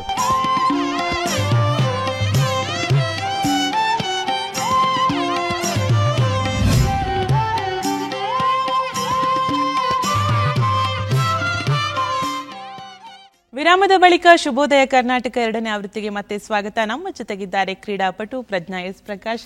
ಮಾತನಾಡ್ತಿದ್ವಿ ನಿಮ್ಮ ಸಾಧನೆ ಬಗ್ಗೆ. 104 ಪದಕಗಳಿಗೆ ಮುತ್ತಿಟ್ಟಿದ್ದೀರಿ. ಈ ಮೆಡಲ್ಸ್ ನಿಮಗೆ ಆ ಕ್ಷಣಕ್ಕೆ ಅದು ಚಿನ್ನ, ಬೆಳ್ಳಿ, ಕಂಚು ಅಂತ ಅನ್ನಿಸ್ಬಹುದೇನೋ, ಬಟ್ 104 ಮೆಡಲ್ ಇದೆಯಲ್ಲ, ಅದು ಒಂದು ಬದುಕಿನುದ್ದಕ್ಕೂ ಚರಿಷ್ ಮಾಡುವಂತಹ ಕ್ಷಣ. ಈ ಪದಕಗಳಿಗೆ ಮುತ್ತಿಡೋ ಕ್ಷಣ ಹೇಗನ್ಸುತ್ತೆ? ತುಂಬ ಖುಷಿ ಆಗುತ್ತೆ. ಬಿಕಾಸ್ ಆ ಪದಕಗಳನ್ನ ಒಂದೊಂದೇ ನಾವು ಜೋಡಿಸಿ ಇಟ್ಟಾಗ ಒಂದು ವಾಲ್ಡ್ರೋಬ್ ಆದಾಗ ತುಂಬ ಖುಷಿ ಆಗುತ್ತೆ ನಮಗೆ. ನಾವು ಕೂತ್ಕೊಂಡು ನಾವು ಯಾರೋ ಬಂದಾಗ ನೋಡಿದಾಗ ವಾವ್ ಇಷ್ಟು ಚೆನ್ನಾಗಿ ಅರೇಂಜ್ ಮಾಡಿದ್ದೀವಿ ಅಂತ ಹೇಳ್ತೀವಿ. ಬಟ್ ಆ ಒಂದೊಂದು ಆ ಮೆಡಲ್ನ ಬರೋಕ್ಕೆ ಕಾರಣ ಇದೆಯಲ್ಲ, ಅದು ಹಿಂದಿನ ನಾವು ಸ್ಟ್ರಗಲ್ ಏನು ಪಟ್ಟಿರ್ತೀವಿ ಅದು ತುಂಬ ಹೇಳೋಕ್ಕಾಗೋದಿಲ್ಲ. ಬಟ್ ಆ ಅವಾರ್ಡ್ನ ನಮ್ಗೆ ಯಾವಾಗ ನಮ್ಮ ಕತ್ತಿಗೆ ಹಾಕ್ತಾರೆ, ಮೆಡಲ್ ಹಾಕಬೇಕಾದ್ರೆ ಅದೊಂದು ಖುಷಿ ಇರುತ್ತಲ್ಲ, ವಾವ್ ಇಷ್ಟು ಮಾಡಿ ನಾವು ಇಡಿಟ್ ಅಂತ ಒಂದು ಖುಷಿ ಇರುತ್ತಲ್ಲ, ತುಂಬಾ ಖುಷಿ ಆಗುತ್ತೆ. Every medal tells a story ಅಲ್ಲ? Every medal have a story. ನಿಜ ಹೇಳ್ಬೇಕಾದ್ರೆ ಒಂದೊಂದು ಮೆಡಲ್ಗೂ ಒಂದೊಂದು ಸ್ಟೋರಿ ಇದೆ, ಹಿಂದಿನ ಸ್ಟೋರಿಗಳಿರುತ್ತೆ. ನಾವು ಒಂದೊಂದು ಆ ಚಿನ್ನ ಗಳಿಸ್ಬೇಕಾದ್ರೆ ನಾವೇನು ಖುಷಿ ಇರ್ತೀವಿ, ಇನ್ನೂ ನಾವು ಒಳ್ಳೆ ಟೈಮಿಂಗ್ ಬರ್ಬೇಕಂತ ಇರ್ತೀವಿ. ಈಗ ಅದೇ ಬೆಳ್ಳಿ ಪದಕ ಪಡಬೇಕಾದ್ರೆ ನಾನು ಯಾಕೆ ಚಿನ್ನದ ಪದಕ ಪಡೆದಿಲ್ಲ ಅನ್ನೋ ಬೇಜಾರಿದೆ. ಬಟ್ ಆದರೆ ಆ ಚಿನ್ನದ ಪದಕ ಬರೋಕ್ಕೆ ನಾನು ಯಾವ ಥರ ಟ್ರೈ ಮಾಡಬೇಕು ಅಂತ ಅದೇ ಜಾಗದಲ್ಲಿ ನಿಂತ್ಕೊಂಡು ನಾನು ಚಾಲೆಂಜ್ ತಗೊಂಡು ಮತ್ತೆ ಕಮ್ ಬ್ಯಾಕ್ ಆಗಿ ನಾನು ಟ್ರೈನಿಂಗ್ ಮಾಡ್ತಾ ಇದ್ದೆ. ಹೌದು. ಪ್ರಜ್ಞಾ ಅವರು, ಈಗ ನೀವು ಕ್ರೀಡೆನ ಆಯ್ಕೆ ಮಾಡ್ಕೊಂಡಿರೋದ್ರಿಂದ ಮಹಿಳೆ ಮತ್ತು ಕ್ರೀಡೆ ಬಗ್ಗೆ ಮಾತನಾಡೋದಾದ್ರೆ, ಯಾವಾಗಲೂ ಈ ವಿಷಯ ಚರ್ಚೆಗೆ ಬರ್ತಿರುತ್ತೆ, ಅದು ಸ್ವಲ್ಪ ವಿವಾದಾತ್ಮಕವೂ ಹೌದು. ಸೊ ನೀವು ಆರಂಭ ಮಾಡಿದ ದಿನಗಳಲ್ಲಿ ಸೊ ಮಹಿಳೆ ಮತ್ತು ಕ್ರೀಡೆಗೆ ಎಷ್ಟು ಪ್ರಾಮುಖ್ಯತೆ ಇತ್ತು? ಒಂದು, ಕ್ರೀಡೆಗೆ ಅದರದ್ದಾದ ಪ್ರಾಮುಖ್ಯತೆ ಇದೆ, ಮಹಿಳೆ ಕ್ರೀಡೆಯಲ್ಲಿ ಬಂದಾಗ ಯಾವ ಪ್ರಾಮುಖ್ಯತೆ ಇದೆ ಅನ್ನೋದು. ಇನ್ನೊಂದು ಪ್ರಶ್ನೆ ಬರೋದು ಪುರುಷರಿಗೂ ಮಹಿಳೆಯರಿಗೂ ಒಂದು ಕಂಪ್ಯಾರಿಸನ್ ಅಲ್ಲಿ. ಸೊ ಮೊದಲನಾಗಿ ಮಹಿಳೆ ಮತ್ತು ಕ್ರೀಡೆ ಬಗ್ಗೆ ಮಾತನಾಡೋಣ. ಮಹಿಳೆ ಮತ್ತು ಕ್ರೀಡೆ ಅಂತ ಬಂದಾಗ ನಾನು ಅದೇ ಹೇಳ್ಬೇಕಾದ್ರೆ ಇವಾಗಿನ ಜನ್ರೇಷನಲ್ಲಿ ಯಾವುದೇ ಕ್ಷೇತ್ರದಲ್ಲೂ ಹುಡುಗಿರು ಇವಾಗ ಇಲ್ಲ ಅಂತ ಇಲ್ಲ. ಎಲ್ಲ ಕ್ಷೇತ್ರದಲ್ಲೂ ಹುಡುಗಿರು ಇವಾಗ ಹೆಣ್ಮಕ್ಳಿದ್ದಾರೆ ಮುಂದೆ. ಅದೇ ಒಂದು 10-15 ವರ್ಷದ ಹಿಂದಿನ ಕತೆ ಹೇಳ್ಬೇಕಂದ್ರೆ ಪರ್ಟಿಕ್ಯುಲರ್ ಆಗಿ ಹೆಣ್ಮಕ್ಳಿಗೆ ನಾವು ಹಿಂದೆ ಬರ್ತಾ ಇದ್ದೀವಿ ಅಂತ ಅನಿಸ್ತಿತ್ತು. ಯಾಕಂದರೆ ಈ ಕ್ರಿಕೆಟ್ ಅಂತ ಬಂದಾಗ ಗಂಡು ಮಕ್ಳಿಗೆ ಮಾತ್ರ ಸೀಮಿತ ಆದದ್ದು. ಫುಟ್ಬಾಲ್ ಅಂತ ಬಂದಾಗ ಗಂಡು ಮಕ್ಳಿಗೆ ಮಾತ್ರ. ನಾವೇನಿದ್ರು ಚೆಸ್, ಕ್ಯಾರಮ್, ಬ್ಯಾಡ್ಮಿಂಟನ್, ಅದೇ ನಾವು ಫಸ್ಟ್ ಆಫ್ ಆಲ್ ನಮ್ಮ ಮನಸ್ಸಲ್ಲೇ ನಾವೇ ಅದನ್ನು ಕರೆಕ್ಷನ್ ಮಾಡ್ಕೊಬೇಕಾಗ್ತಿತ್ತು. ಬಿಕಾಸ್ ನಾವು ಕೂಡ ಒಂದು 6ನೇ ತರಗತಿ 7ನೇ ತರಗತಿ ಇರ್ಬೇಕಾದ್ರೆ ನಾವು ಸ್ಕೂಲಲ್ಲೆಲ್ಲ ಕ್ರಿಕೆಟ್ ಮಾತ್ರ, ಬ್ಯಾಟ್ ಬಾಲ್ ಬರೀ ಗಂಡು ಮಕ್ಳಿಗೆ ಮಾತ್ರ, ಹೆಣ್ಮಕ್ಳು ಇಟ್ಕೊಳ್ಳೋಂಗಿಲ್ಲ ಅಂತ ಆ ಥರ ಮನಸ್ಸು ತುಂಬ ಇದಿತ್ತು ನನಗೂ ಕೂಡ. ಬಟ್ ಸಮ್ವೇರ್ ನಾನು ಕೂಡ ಮಧ್ಯದಲ್ಲಿ ಹೋಗಿ ನಾವು ಯಾಕೆ ಆಡಬಾರ್ದು ಅಂತ ನಾನು ಕ್ರಿಕೆಟ್ ಆಡಿದ್ದಿದೆ. ನಾನು 10 ವರ್ಷದ ಹಿಂದ್ಗಡೆ ಹೆಣ್ಮಕ್ಳ ಮೈಂಡ್ ಸೆಟ್ ಹೇಗಂದ್ರೆ, ಇಲ್ಲ ಇದು ಗಂಡು ಮಕ್ಳ ಕ್ರೀಡೆ ಅಂತ ನಾವೇ ಹಿಂದೆ ಹೋಗಿದ್ವಿ ಹೊರತು ಯಾವುದೇ ನಾವು ಪುಷ್ ಮಾಡಿದ್ರೆ ಖಂಡಿತ ನಾವು ಮುಂದೆ ಬರ್ಬೋದಿತ್ತು. ಬಟ್ ಇವಾಗ ಒಬ್ಬೊಬ್ಬರೇ ಇವಾಗ ಹೆಣ್ಮಕ್ಳು ಕ್ರಿಕೆಟ್ ಇದೆ, ಭಾರತ ವುಮೆನ್ಸ್ ಕ್ರಿಕೆಟ್ ಟೀಮ್ ಇದೆ, ಎಲ್ಲ ಫುಟ್ಬಾಲ್ ಇರ್ಬೋದು, ಬಾಸ್ಕೆಟ್ಬಾಲ್, ಎಲ್ಲಾದ್ರಲ್ಲೂ ಕೂಡ ನಾವು ಗಂಡು ಮಕ್ಳಿಗೆ ಈಕ್ವಲ್ ಆಗಿ ನಿಂತಿದ್ದೀವಿ. ನಾವು ಇವಾಗ ಯಾವುದೇ ಕ್ರೀಡೆಯಲ್ಲಿ ನಾವು ಹಿಂದೆ ಇದೀವಿ ಅಂತ ಹೇಳಕ್ ಸಾಧ್ಯನೇ ಇಲ್ಲ. ಈಗ ರೀಸೆಂಟಾಗಿ ಏಷ್ಯನ್ ಗೇಮ್ಸ್ ಆಯಿತು, ಅದರಲ್ಲಿ 100ಕ್ಕಿಂತ ಹೆಚ್ಚು ಪದಕನ ಭಾರತ ಗಳಿಸಿದೆ. ಆದರೆ ಹೆಚ್ಚಿನ ಪಕ್ಷ ಮಹಿಳೆಯರದೇ ಪದಕಗಳು ಜಾಸ್ತಿ ಇದೆ. ಸೊ ಅದರಿಂದ ಇವಾಗ ಮಹಿಳೆಯರ ಕ್ರೀಡೆಯಲ್ಲಿ ತುಂಬ ಮುಂದುವರೆದಿದ್ದಾರೆ. ಸೊ ಇವಾಗ ಗಂಡು ಮಕ್ಳು ಕೂಡ ಅದನ್ನ ಎಂಕರೇಜ್ ಮಾಡಲೇಬೇಕಾಗುತ್ತೆ. ಯಾಕಂದ್ರೆ ನೀವು ಹೆಣ್ಮಕ್ಳ ಗೇಮು, ಇದು ಗಂಡು ಮಕ್ಳ ಗೇಮ್ ಅಲ್ಲ. ಸ್ಕೂಲಲ್ಲಿ ನಾವು ಕೇಳ್ಪಟ್ಟಿದ್ದೀವಿ, ಹುಡುಗರ ಬಾಯಲ್ಲೇ ಕೇಳ್ಪಟ್ಟಿದ್ದೀವಿ, ಇದು ನೀವು ಹೆಣ್ಮಕ್ಳು ಆಡೋ ಗೇಮ್ ಅಲ್ಲ ಅಂತ. ಬಟ್ ಆ ಚಾಲೆಂಜ್ ತಗೊಂಡು ನಾವು ಒಬ್ಬರಿಂದ ಒಂದು ಚೇಂಜಸ್ ಆಗುತ್ತಂದ್ರೆ ಅದೇ ಒಂದು 100 ಜನದಿಂದ 100 ಚೇಂಜಸ್ ಆಗೋ ಚಾನ್ಸಸ್ ಇರುತ್ತೆ. ಅದೇ ರೀತಿ ಒಬ್ಬೊಬ್ಬರು ಹೆಣ್ಮಕ್ಳು ಮುಂದೆ ಬಂದು ಏನು ಚೇಂಜಸ್ ಆಗ್ತಿದೆ ನಮ್ಮ ದೇಶದಲ್ಲಿ, ನಮ್ಮ ಕರ್ನಾಟಕದಲ್ಲಿ ಇವಾಗ ತುಂಬ ಚೇಂಜಸ್ ಆಗಿದೆ. ಕ್ರೀಡೆ ಕ್ಷೇತ್ರದಲ್ಲಿ ಇರ್ಬೋದು, ಬೇರೆ ಯಾವುದೇ ಕ್ಷೇತ್ರದಲ್ಲಿ ಇರ್ಬೋದು, ತುಂಬ ಚೇಂಜಸ್ ಬಂದಿದೆ ಹೆಣ್ಮಕ್ಳು ಬಂದ ಮೇಲೆ. ಓಕೆ, ಈಗ ಪುರುಷರಿಗೂ ಮತ್ತು ಮಹಿಳೆಯರಿಗೂ ಅಂತ ಬಂದಾಗ ಇವಾಗ ಸರ್ಕಾರದಿಂದ ನೀಡುವಂತಹ ಸೌಲಭ್ಯಗಳು, ಯೋಜನೆಗಳಾಗಿರಬಹುದು ಅಥವಾ ಅಸೋಸಿಯೇಷನ್ಗಳು ನೀಡುವಂತಹ ಸಹಕಾರ ಯಾವ ರೀತಿ ಇರುತ್ತೆ ಅಂತ? ಇವಾಗಿನ ಇದರಲ್ಲಿ ತುಂಬ ಸಪೋರ್ಟ್ ಇದೆ ಕ್ರೀಡೆಯಲ್ಲಿ, ಎಸ್ಪೆಷಲಿ ಮಹಿಳೆಯ ಸಬಲೀಕರಣ ಅಂತ ಕೂಡ ಇದೆ. ಅದರಲ್ಲಿ ಹೆಣ್ಮಕ್ಳಿಗೆ ತುಂಬ ಸಪೋರ್ಟ್ ಮಾಡ್ತಾ ಇದ್ದಾರೆ. ಹೆಣ್ಮಕ್ಳಿಗೆ ಮುಂದೆ ಬರೋದಷ್ಟೇ ನಮಗೆ ಮುಖ್ಯ ಇರೋದು. ಇವಾಗಿನ ಜನ್ರೇಷನಲ್ಲಿ ಯಾವುದೇ ಸಪೋರ್ಟ್ ಇಲ್ಲ ಅಂತಲ್ಲ. ನಾವು ಅಚೀವ್ಮೆಂಟ್ ಮಾಡಬೇಕಂತ ಇದ್ದರೆ ಎಲ್ಲ ಅಸೋಸಿಯೇಷನ್ನು ಕೂಡ ಇದೆ. ಕರ್ನಾಟಕ ಸರ್ಕಾರ ತುಂಬ ಸಪೋರ್ಟ್ ಇದೆ. ಮುಂಚೆ 10 ವರ್ಷಕ್ಕೆ ನಮಗೂ ಸಪೋರ್ಟ್ ಮಾಡಿದ್ದಾರೆ, ಇಲ್ಲ ಅಂತ ಹೇಳ್ತಿಲ್ಲ. ಆದರೆ 10 ವರ್ಷದಿಂದ ಇವಾಗಿನ ಕಂಪೇರ್ ಮಾಡೋಕ್ಕೆ ಹೋದರೆ ತುಂಬ ಸಪೋರ್ಟ್ ಮಾಡಿದ್ದಾರೆ ಹೆಣ್ಮಕ್ಳಿಗೆ. ಇವಾಗ ನಾವು ಹೋಗ್ಬೇಕಾದ್ರೆ ನಮ್ಮ ಟ್ರಾವೆಲ್ ಎಕ್ಸ್ಪೆನ್ಸಸ್ ಇರ್ಬೋದು, ಅಲ್ಲಿ ಫುಡ್ ಎಕ್ಸ್ಪೆನ್ಸಸ್ ಇರ್ಬೋದು, ಪ್ರತಿಯೊಂದು ನೋಡ್ಕೊತಿದ್ದಾರೆ. ಡಯಟಿಷಿಯನ್ ಆಗಿರ್ಬೋದು. ನಮ್ದೇನಂದರೆ ನಾವು ಹಾರ್ಡ್ ವರ್ಕ್ ಅಷ್ಟೇ ಮಾಡಬೇಕಾಗಿದ್ದು. ಇವಾಗ ಹಾರ್ಡ್ ವರ್ಕ್ ಇದ್ದರೆ ಪ್ರತಿಯೊಂದು ಸಪೋರ್ಟು ಕೂಡ ನಮಗೆ ಇವಾಗೆಲ್ಲ ಸರ್ಕಾರದಿಂದ ಎಲ್ಲ ಸಿಗ್ತಾ ಇದೆ. ಓಕೆ, ಈಗಿನ ಯೂತ್ಸ್ ಬಹಳ ಜನ ಇರ್ತಾರೆ, ಅವ್ರಿಗೂ ಕೂಡ ಒಂದು ರೆಕಾರ್ಡ್ ಮಾಡಬೇಕು ಆ ಥರದ್ದೆಲ್ಲ ಕನಸುಗಳಿರುತ್ತೆ. ನಮ್ಮಲ್ಲಿ ಬಹಳ ಜನ ಏನಂತ ಹೇಳಿದ್ರೆ, ನಾನು ಓಡಿದ ತಕ್ಷಣ ಚಿನ್ನ ಬರಬೇಕನ್ನೋರೇ ಬಹಳ ಜನ ಇರ್ತಾರೆ. ಯಾರಿಗೂ ಕೂಡ ಆ ಸಕ್ಸಸ್ ಎಸೆನ್ಸ್, ಫೇಲ್ಯೂರ್ ಎಸೆನ್ಸ್ನ ಒಂದು ಫೀಲ್ ಮಾಡಬೇಕು ಅನ್ನೋದು ಬಹಳ ಕಡಿಮೆ. ಸೊ ಜಗತ್ತು ಕೂಡ ಓಡ್ತಾ ಇದೆ, ನಾವು ಓಡಬೇಕು, ಓಡೋ ತಕ್ಕನಾಗಿ ಆಗ್ಬಿಡ್ಬೇಕು ಅನ್ನೋ ಥರ. ಸೊ ನಿಮ್ಮ ಅನುಭವದಲ್ಲಿ ಇದು ತುಂಬ ವರ್ಷದ ಅನುಭವ, ಜೊತೆಗೆ ತುಂಬ ವರ್ಷದ ಪ್ರಾಕ್ಟೀಸ್. ಸೊ ಇದು ನೀವು ಅನುಭವಕ್ಕಿಂತ ಪ್ರಾಕ್ಟೀಸ್ ಅಂತ ಹೇಳ್ಬಹುದಲ್ಲ. ಸೊ ತಾವೇನು ಹೇಳ್ತೀರಿ ಇವಾಗಿನ ಯೂತ್ಸ್ ಈ ಒಂದು ಧೋರಣೆ ಬಗ್ಗೆ? ಇವಾಗಿನ ಯೂತ್ಸಿಗೆ ನಾನು ಏನು ಹೇಳ್ಬೇಕಂತ ಇಷ್ಟಪಡ್ತೀನಿ ಅಂದರೆ, ಯಾವುದು ಕೂಡ ನಮಗೆ ಈಸಿಯಾಗಿ ಸಿಗೋದಿಲ್ಲ, ಎಲ್ಲಾದರೂ ನಾವು ಕಷ್ಟಪಡಬೇಕಾಗುತ್ತೆ. ಸೊ ಇವಾಗಿನ ಮಕ್ಳಿಗೆ ಯಾವ ಥರ ಆಗಿದೆ ಅಂದರೆ, ಜನ್ರೇಷನ್ ಆ ಥರ ಇದೆ. ನಾವು ಓಡಿದ ತಕ್ಷಣ ನಮಗೆ ಗೋಲ್ಡ್ ಸಿಗಲೇಬೇಕು ಅಂತ ಇದಾಗಿರುತ್ತೆ. ಬಟ್ ನಾವು ಗೋಲ್ಡ್ ಸಿಗಬೇಕಂದ್ರೆ ಯಾವ ರೀತಿ ಪ್ರಯತ್ನ ಪಡಬೇಕಂದ್ರೆ, ಇವಾಗ ನೋಡಿ, ಈ ನಮ್ಮದು ಕೋವಿಡ್ ಟೈಮಲ್ಲಿ ಮಕ್ಕಳು ಎಲ್ಲರೂ ಕೂಡ ನಾವು ಮನೇಲೇ ಇದ್ವಿ. ಈ ಮಕ್ಕಳು ಜಾಸ್ತಿ ಮೊಬೈಲಲ್ಲಿ ನಾವು ಒಳಗೆ ಹೋಗ್ಬಿಟ್ಟಿದ್ರು. ಈ ಮೊಬೈಲ್ ಗೇಮ್ಸ್ ಆಡಬೇಕಾದ್ರೆ ಯಾವಾಗ ನಾವು ವಿನ್ ಆಗಿಲ್ಲ ಅಂದರೆ ಮತ್ತೆ ನಾವು ಆ ಗೇಮ್ನ ನಾವು ಮತ್ತೆ ಕಮ್ ಬ್ಯಾಕ್ ಮಾಡಿ ಆಡ್ತಾ ಇದ್ವಿ. ಅದೇ ರೀತಿ ಇವಾಗಿನ ಮಕ್ಕಳು ಆಚೆ ಬಂದು ಕೂಡ ನಾವು ಆಯ್ತು ಇವತ್ತು ನಾವು ಸೋತಿದ್ದೀವಾ, ವಿಲ್ ಟ್ರೈ ಅಗೇನ್, ಮತ್ತೆ ನಾವು ಟ್ರೈ ಮಾಡಿ ಮಾಡಿ ಮಾಡಿ ನಾವು ಗೆಲ್ತೀವಿ. ಸೊ ಯಾವತ್ತೂ ನಿರಾಶರಾಗಬೇಡಿ. ನಾನು ಹೇಳೋದೇನೆಂದರೆ, ಇವತ್ತು ನಾವು ಏನು ಕಷ್ಟಪಟ್ಟಿರ್ತೀವಿ, ಏನು ನಾವು ಬೇವ್ರು ಸುರಿಸಿರ್ತೀವಿ ಗ್ರೌಂಡಲ್ಲಿ, ಅದು ಇವತ್ತಲ್ಲ ನಾಳೆ ಖಂಡಿತ ನಮಗೆ ಅದು ಪ್ರತಿಫಲ ಸಿಕ್ಕೇ ಸಿಗುತ್ತೆ. ಮೇನ್ 3 ಹೇಳ್ಬೇಕಂದ್ರೆ hard work, will power and dedication. ಈ 3 ಅಂಶ ನಾವು ಹಿಡ್ಕೊಂಡು, ಅದ್ರ ಜೊತೆ ನಾವು ಡಿಸಿಪ್ಲಿನ್ ತುಂಬ ಮುಖ್ಯ ಆಗಿರುತ್ತೆ ಲೈಫಲ್ಲಿ. ಸೊ ಈ 3 ಥಿಂಗ್ಸ್ ಇಟ್ಕೊಂಡು ನಾವು ಮುಂದುವರೆದ್ರೆ ಯಾವುದು ಕೂಡ ಅಸಾಧ್ಯ ಅಲ್ಲ. ಸೊ ಯೂತಿಗೆ ನಾನು ಏನು ಹೇಳಕ್ಕೆ ಇಷ್ಟಪಡ್ತೀನಿ ಅಂದರೆ, ಎವ್ರಿಥಿಂಗ್ ಇಸ್ ಲೈಕ್ ನಾವು ಕಣ್ಬಿಟ್ಟು ನೋಡ್ಬೇಕಷ್ಟೇ. ಎಲ್ಲಿ ನಾವು ದಾರಿ ಮಾಡಿಕೊಂಡು, ಎಲ್ಲಿ ನಾವು ಹಾರ್ಡ್ ವರ್ಕ್ ನಾವು ಹಾಕಬೇಕು, ಎಲ್ಲಿ ನಾವು ಪೊಟೆನ್ಷಿಯಲ್ ನಾವು ಇಡಬೇಕು, ನಮ್ದು ಯಾವ ಥರ ಸ್ಯಾಕ್ರಿಫೈಸ್ ಇರಬೇಕು. ಅದೇ ರೀತಿ ಪೇರೆಂಟ್ಸು ಕೂಡ ತುಂಬ ಸ್ಯಾಕ್ರಿಫೈಸ್ ಮಾಡಬೇಕಾಗತ್ತೆ. ಯಾಕಂದರೆ ಮಕ್ಕಳಿಗೆ ನಾವು ಯಾವ ಥರ ನೀವು ಪುಷ್ ಮಾಡ್ತೀರಾ, ನೀವೇ ಬ್ಯಾಕ್ ಬೋನ್ ಆಗಿರೋದ್ರಿಂದ ಯಾವ ಥರ ನೀವು ಪುಷ್ ಮಾಡ್ತೀರಾ, ನಿಮ್ಮ ಸಪೋರ್ಟು ಕೂಡ ಈ ಮಕ್ಕಳಿಗೆ ತುಂಬ ಹೆಲ್ಪ್ ಆಗುತ್ತೆ. ಓಕೆ, ನಿಮ್ಮ ಪ್ರಕಾರ ತಾವು ಹೇಳಿದ್ರಿ, ಮೊದಲೆಲ್ಲ ತಾಲೂಕು ಡಿಸ್ಟ್ರಿಕ್ಟ್ ಓಡಬೇಕಾದ್ರೆ ಬೇರ್ ಫುಟೆಡ್ ಎಲ್ಲ ನಾವು ಓಡ್ತಾ ಇದ್ವಿ, ಅದಾದ ನಂತರ ಶೂ ಬಂತು ಅಂತ. ಎವ್ರಿ ಜನರೇಷನ್ ಒಂದೊಂದು ಚೇಂಜಸ್ ಆಗ್ತಾ ಇರುತ್ತೆ. ನೀವು ಆರಂಭದ ದಿನಗಳಲ್ಲಿ ಮಾಡಿದಂತಹ ರೇಸಿಂಗ್ ಎಕ್ಸ್ಪೀರಿಯನ್ಸ್, ಅದು ಎಕ್ಸ್ಪೀರಿಯನ್ಸ್ ಆಫ್ ರೇಸಿಂಗ್ ಆಗಿರಬಹುದು, ಪ್ರಾಕ್ಟೀಸ್ ಆಗಿರಬಹುದು, ಅಟೈರ್ ಆಗಿರಬಹುದು, ಥಿಂಗ್ಸ್ ಆಗಿರಬಹುದು, ಏನು ಬದಲಾಗಿದೆ ಅನ್ಸುತ್ತೆ ಇಲ್ಲಿಗೆ? ಸೊ ನಾನು ಸ್ಟಾರ್ಟ್ ಮಾಡಬೇಕಾದ್ರೆ ನಾನು ಹೇಳ್ದಾಗೆ ಬೇರ್ ಫುಟಲ್ಲಿ ಓಡ್ತಾ ಇದ್ದೆ. ನಾನು ಯಾವ ಥರ ಟ್ರೈನಿಂಗ್ ಎಲ್ಲ ಮಾಡಿಲ್ಲ. ಅಮ್ಮನ ಜೊತೆ ನಿಂತ್ಕೊಂಡು ಅವರೇ ನನಗೆ ಕೋಚ್ ಆಗಿದ್ರು. ಹೇಳ್ಬೇಕಂದ್ರೆ ರೋಡಲ್ಲಿ ಓಡೋದು ಅದೆಲ್ಲ ಮಾಡ್ತಾ ಇದ್ದೆ, ಬಟ್ ಬೇರ್ ಫುಟಲ್ಲಿ ಓಡ್ತಾ ಇದ್ದೆ. ಆವಾಗ ನಮಗೇನಂದರೆ, ಆ ಟೈಮಲ್ಲಿ ಶೂಸಿಂದ ಓಡಿದ್ರೆ ಇನ್ನೂ ನಮಗೆ ಕಂಫರ್ಟಬಲ್ ಅಂತ ಯೋಚನೆ ಅಲ್ಲ. ನಮಗೇನಂದರೆ ಬೇರ್ ಫುಟಲ್ಲಿ ಓಡಿದ್ರೆ ಕಂಫರ್ಟಬಲ್ ಅನ್ನೋ ಆವಾಗಿನ ಇದರಲ್ಲಿ. ಸೊ ಹೋಗ್ತಾ ಯಾವಾಗ ಶೂಸ್ ಬಂತು, ಶೂಸಿಂದ ಸ್ಪೈಕ್ಸಿಗೆ ನಾವು ಕನ್ವರ್ಟ್ ಆದ್ವಿ. ಸ್ಪೈಕ್ಸಲ್ಲಿ ಓಡಬೇಕಾದ್ರೆ ಆ ಸ್ಪೈಕ್ಸು ಕೂಡ ತುಂಬ ಎಕ್ಸ್ಪೆನ್ಸಿವ್ ಇರ್ತಾಯಿತ್ತು ನಮಗೆ. ವರ್ಷಕ್ಕೆ ನಾವು ಒಂದು ಅಥವಾ 2 ಸ್ಪೈಕ್ಸ್ ನಾವು ಯೂಸ್ ಮಾಡ್ತಾ ಇದ್ವಿ, ವರ್ಕೌಟ್ ಮಾಡ್ತಾ ಇದ್ವಿ. ನಾವು ಆ ಸ್ಪೈಕ್ಸಿಂದ ನಾವು ಯಾವಾಗ ಅದೇ ಹೇಳ್ತೀವಲ್ಲ, ನಾವು ಸ್ಟಾರ್ಟಿಂಗಲ್ಲಿ ನಾವು ಯಾವ ಥರ ನಾವು ಡ್ರೆಸ್ ಕೋಡ್ ಹಾಕ್ತಾ ಇದ್ವಿ. ಇವಾಗ ನಾವು ಯಾವ ಕ್ರೀಡೆಗೆ ಆ ಡ್ರೆಸ್ ಕೋಡ್ ಇದ್ದೇ ಇರುತ್ತೆ. ಇವಾಗ ನೋಡಿ, ಸ್ವಿಮ್ಮರ್ಸ್ಗೆ ಅವ್ರದೇ ಆದ ಡ್ರೆಸ್ ಕೋಡ್ ಇರುತ್ತೆ. ಹಾಗಂತ ನಾವು ಸಲ್ವಾರ್ ಹಾಕೊಂಡು ಸ್ವಿಮ್ಮಿಂಗ್ ಮಾಡೋಕ್ಕಾಗೋದಿಲ್ಲ. ನಾವು ಅಥ್ಲೆಟಿಕ್ಸ್ ಅಲ್ಲೂ ಕೂಡ ನಮ್ಮದೇ ಆದಂಥ ಶಾರ್ಟ್ಸ್, ಸ್ಲೀವ್ಲೆಸ್, ನಾವು ನಮ್ಮ ಕಂಫರ್ಟಬಲ್ ವೇರ್ಗೆ ನಾವು ಕನೆಕ್ಟ್ ಆಗಿ ನಾವು ಓಡ್ತೀವಿ. ಸೊ ಅದು ಹೇಗಾಗುತ್ತೆ, ಇನಿಷಿಯಲ್ ಸ್ಟೇಟಲ್ಲಿ ನಾವು ಸಮಾಜ ನೋಡೋದು ಕೂಡ ಬೇರೆ ಇರುತ್ತೆ. ಈ ಥರ ಬಟ್ಟೆ ಹಾಕ್ತಾರೆ ಅಂತ ಒಂದು ನೋಡೋ ರೀತಿ ಚೇಂಜ್ ಇರುತ್ತೆ. ಬಟ್ ಅದೇ ಒಂದು ಒಲಿಂಪಿಯನ್ ಒಂದು ಆ ಲೆವೆಲ್ಗೆ ಹೋಗಿ ಅದೇ ಬಟ್ಟೆಯಲ್ಲಿ ನಾವು ವಿನ್ ಆದಾಗ ಎಷ್ಟೋ ಜನ ಫಾಲೋ ಮಾಡ್ತಾರೆ. ಸೊ ಆ ಬಟ್ಟೆ ನಿಜ ನಮಗೆ ಮ್ಯಾಟ್ರ್ ಆಗುತ್ತೆ ಅಂತ ನಾನು ಹೇಳಕ್ಕೆ ಸಾಧ್ಯನೇ ಇಲ್ಲ. ಬಿಕಾಸ್ ನಾವು ನೋಡೋ ದೃಷ್ಟಿ, ನಾವು ಮಾಡೋ ವರ್ಕೌಟ್, ನಾವು ಮಾಡೋ ಅಚೀವ್ಮೆಂಟ್ ಮಾತ್ರ ಮುಖ್ಯ ಇರುತ್ತೆ. ನಮ್ಮ ಕಂಫರ್ಟಬಲ್ ವೇರ್ ನಾವು ಯಾವ್ದು ಇರ್ತೀವಿ ಅದರಲ್ಲೇ ನಾವು ವರ್ಕೌಟ್ ಮಾಡ್ತೀವಿ. ಸೊ ಇದು ನನ್ನ ಫೋಟೋಲ್ಲಿ ಗಮನಿಸ್ತಾ ಇದ್ರೆ ಆ ಸಂದರ್ಭದಲ್ಲಿ ಪ್ರಜ್ಞಾ ಅವರು ತುಂಬಾ ಫಿಟ್ನೆಸ್ಗೆ ಇಂಪಾರ್ಟೆನ್ಸ್ ಕೊಟ್ಟಿದ್ರು ಅಂತ ಅನ್ನಿಸ್ತಾ ಇದೆ. ಸೊ ತುಂಬಾ ಜಿಮ್ ಎಲ್ಲ ಮಾಡಿ, ಸೊ ಈ ಪ್ರೋಸೆಸ್ಸೇ ಅದು ಎಂಜಾಯ್ ಮಾಡಿರೋ ಪ್ರೋಸೆಸ್ ಅದು ಕಾಣಿಸುತ್ತೆ ನೀವು ರೇಸ್ ಮಾಡಬೇಕಾದ್ರೆ. ಇಷ್ಟು ಕಡೆ ನೀವು ತಾವು ಹೇಳ್ದಾಗೆ 104 ಮೆಡಲ್ ಮಾಡಿದೀರಾ ಅಂತ ಹೇಳಿದ್ರೆ, ನೀವು ಇದಕ್ಕೆ 10,000 ಸರಿ ಪ್ರಾಕ್ಟೀಸ್ ಮಾಡಿರಬಹುದು, 1000 ರೇಸ್ ಓಡಿರಬಹುದು ಅಲ್ವಾ? ಸೊ ಬೇರೆ ಬೇರೆ ಜಾಗ, ನೀವು ಪಟಿಯಾಲ ಹೋಗಿದ್ದೀರಿ, ಪಂಜಾಬ್ ಹೋಗಿದ್ದೀರಿ, ನಮ್ಮ ಕರ್ನಾಟಕದಲ್ಲಿ ಬಹಳ ಸಾರಿ ಮಾಡಿದ್ದೀರಿ, ದಸರಾ ಕ್ರೀಡಾಕೂಟ ಮಾಡಿದ್ದೀರಿ. ಯಾವುದು ನಿಮಗೊಂದು ಬೆಸ್ಟ್ ಎಕ್ಸ್ಪೀರಿಯನ್ಸ್, ಬೆಸ್ಟ್ ಜಾಗ? ಸೊ ಇಲ್ಲಿ ಒಂದು ತುಂಬ ವೆಲ್ಕಮಿಂಗ್ ಆಗಿತ್ತು, ಅಥವಾ ಆ ಮೂಮೆಂಟ್ ಒಂದು ಸೆಲೆಬ್ರೇಟ್ ಮಾಡೋದಾದ್ರೆ? ನಿಜ ಹೇಳ್ಬೇಕಂದ್ರೆ, ನಮಗೆ ನನ್ನ ರಾಜ್ಯದಲ್ಲಿ ಆಗೋ ದಸರಾ ಕ್ರೀಡಾಕೂಟ ಅದು ತುಂಬ ಅಂದರೆ ತುಂಬ ಎಂಜಾಯ್ ಮಾಡಿ ಆಡೋವಂಥದ್ದು. ಬಟ್ ಅಲ್ಲೇ ಕಾಂಪಿಟೇಷನ್ ಕೂಡ ಜಾಸ್ತಿ ಇರ್ತಿತ್ತು. ಬಟ್ ನಮ್ಮ ರಾಜ್ಯದಲ್ಲಿ ಆಗ್ಬೇಕಾದ್ರೆ ದಸರಾನೇ ಮೇಯ್ನ್ ಕ್ರೀಡಾಕೂಟ ಅಂತಿತ್ತು. ಸ್ಟೇಟ್ ಲೆವೆಲ್ ಎಲ್ಲ ನಡೀತಾ ಇತ್ತು, ಬಟ್ ದಸರಾ ಕ್ರೀಡಾಕೂಟ ಒಂದು ಹಬ್ಬ ಥರ ಕೂಡ ಇತ್ತು ನಮಗೆ.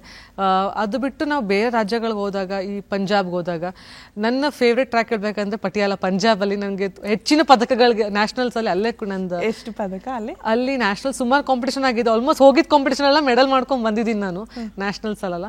ನನ್ನ ಫೇವ್ರೆಟ್ ಟ್ರ್ಯಾಕ್ ಅದು ಕೂಡ ಪಟಿಯಾಲದಲ್ಲಿ.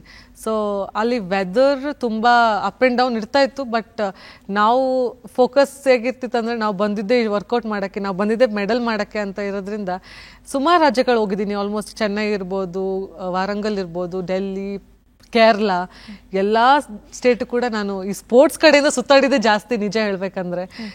ಪ್ರತಿ ಒಂದು 2-2 ತಿಂಗಳಿಗೂ ನಾನು ಬ್ಯಾಗ್ ಪ್ಯಾಕ್ ಮಾಡಿಕೊಂಡು ನಾನು ನ್ಯಾಷನಲ್ಸ್ಗೆ ಅದಕ್ಕೆ ಅಂತ ಹೋಗ್ತಾ ಇದ್ದೆ.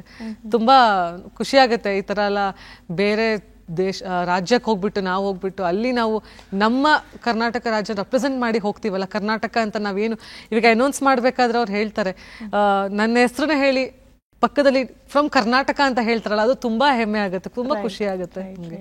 ಹೌದು ಹೌದು.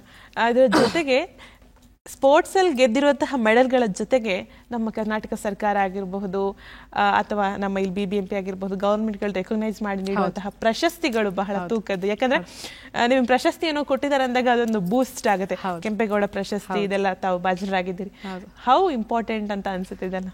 ಪ್ರಶಸ್ತಿ ಒಂಥರ ನಮ್ಗೊಂದು ಪುಷ್ ಮಾಡ್ದಂಗೆ.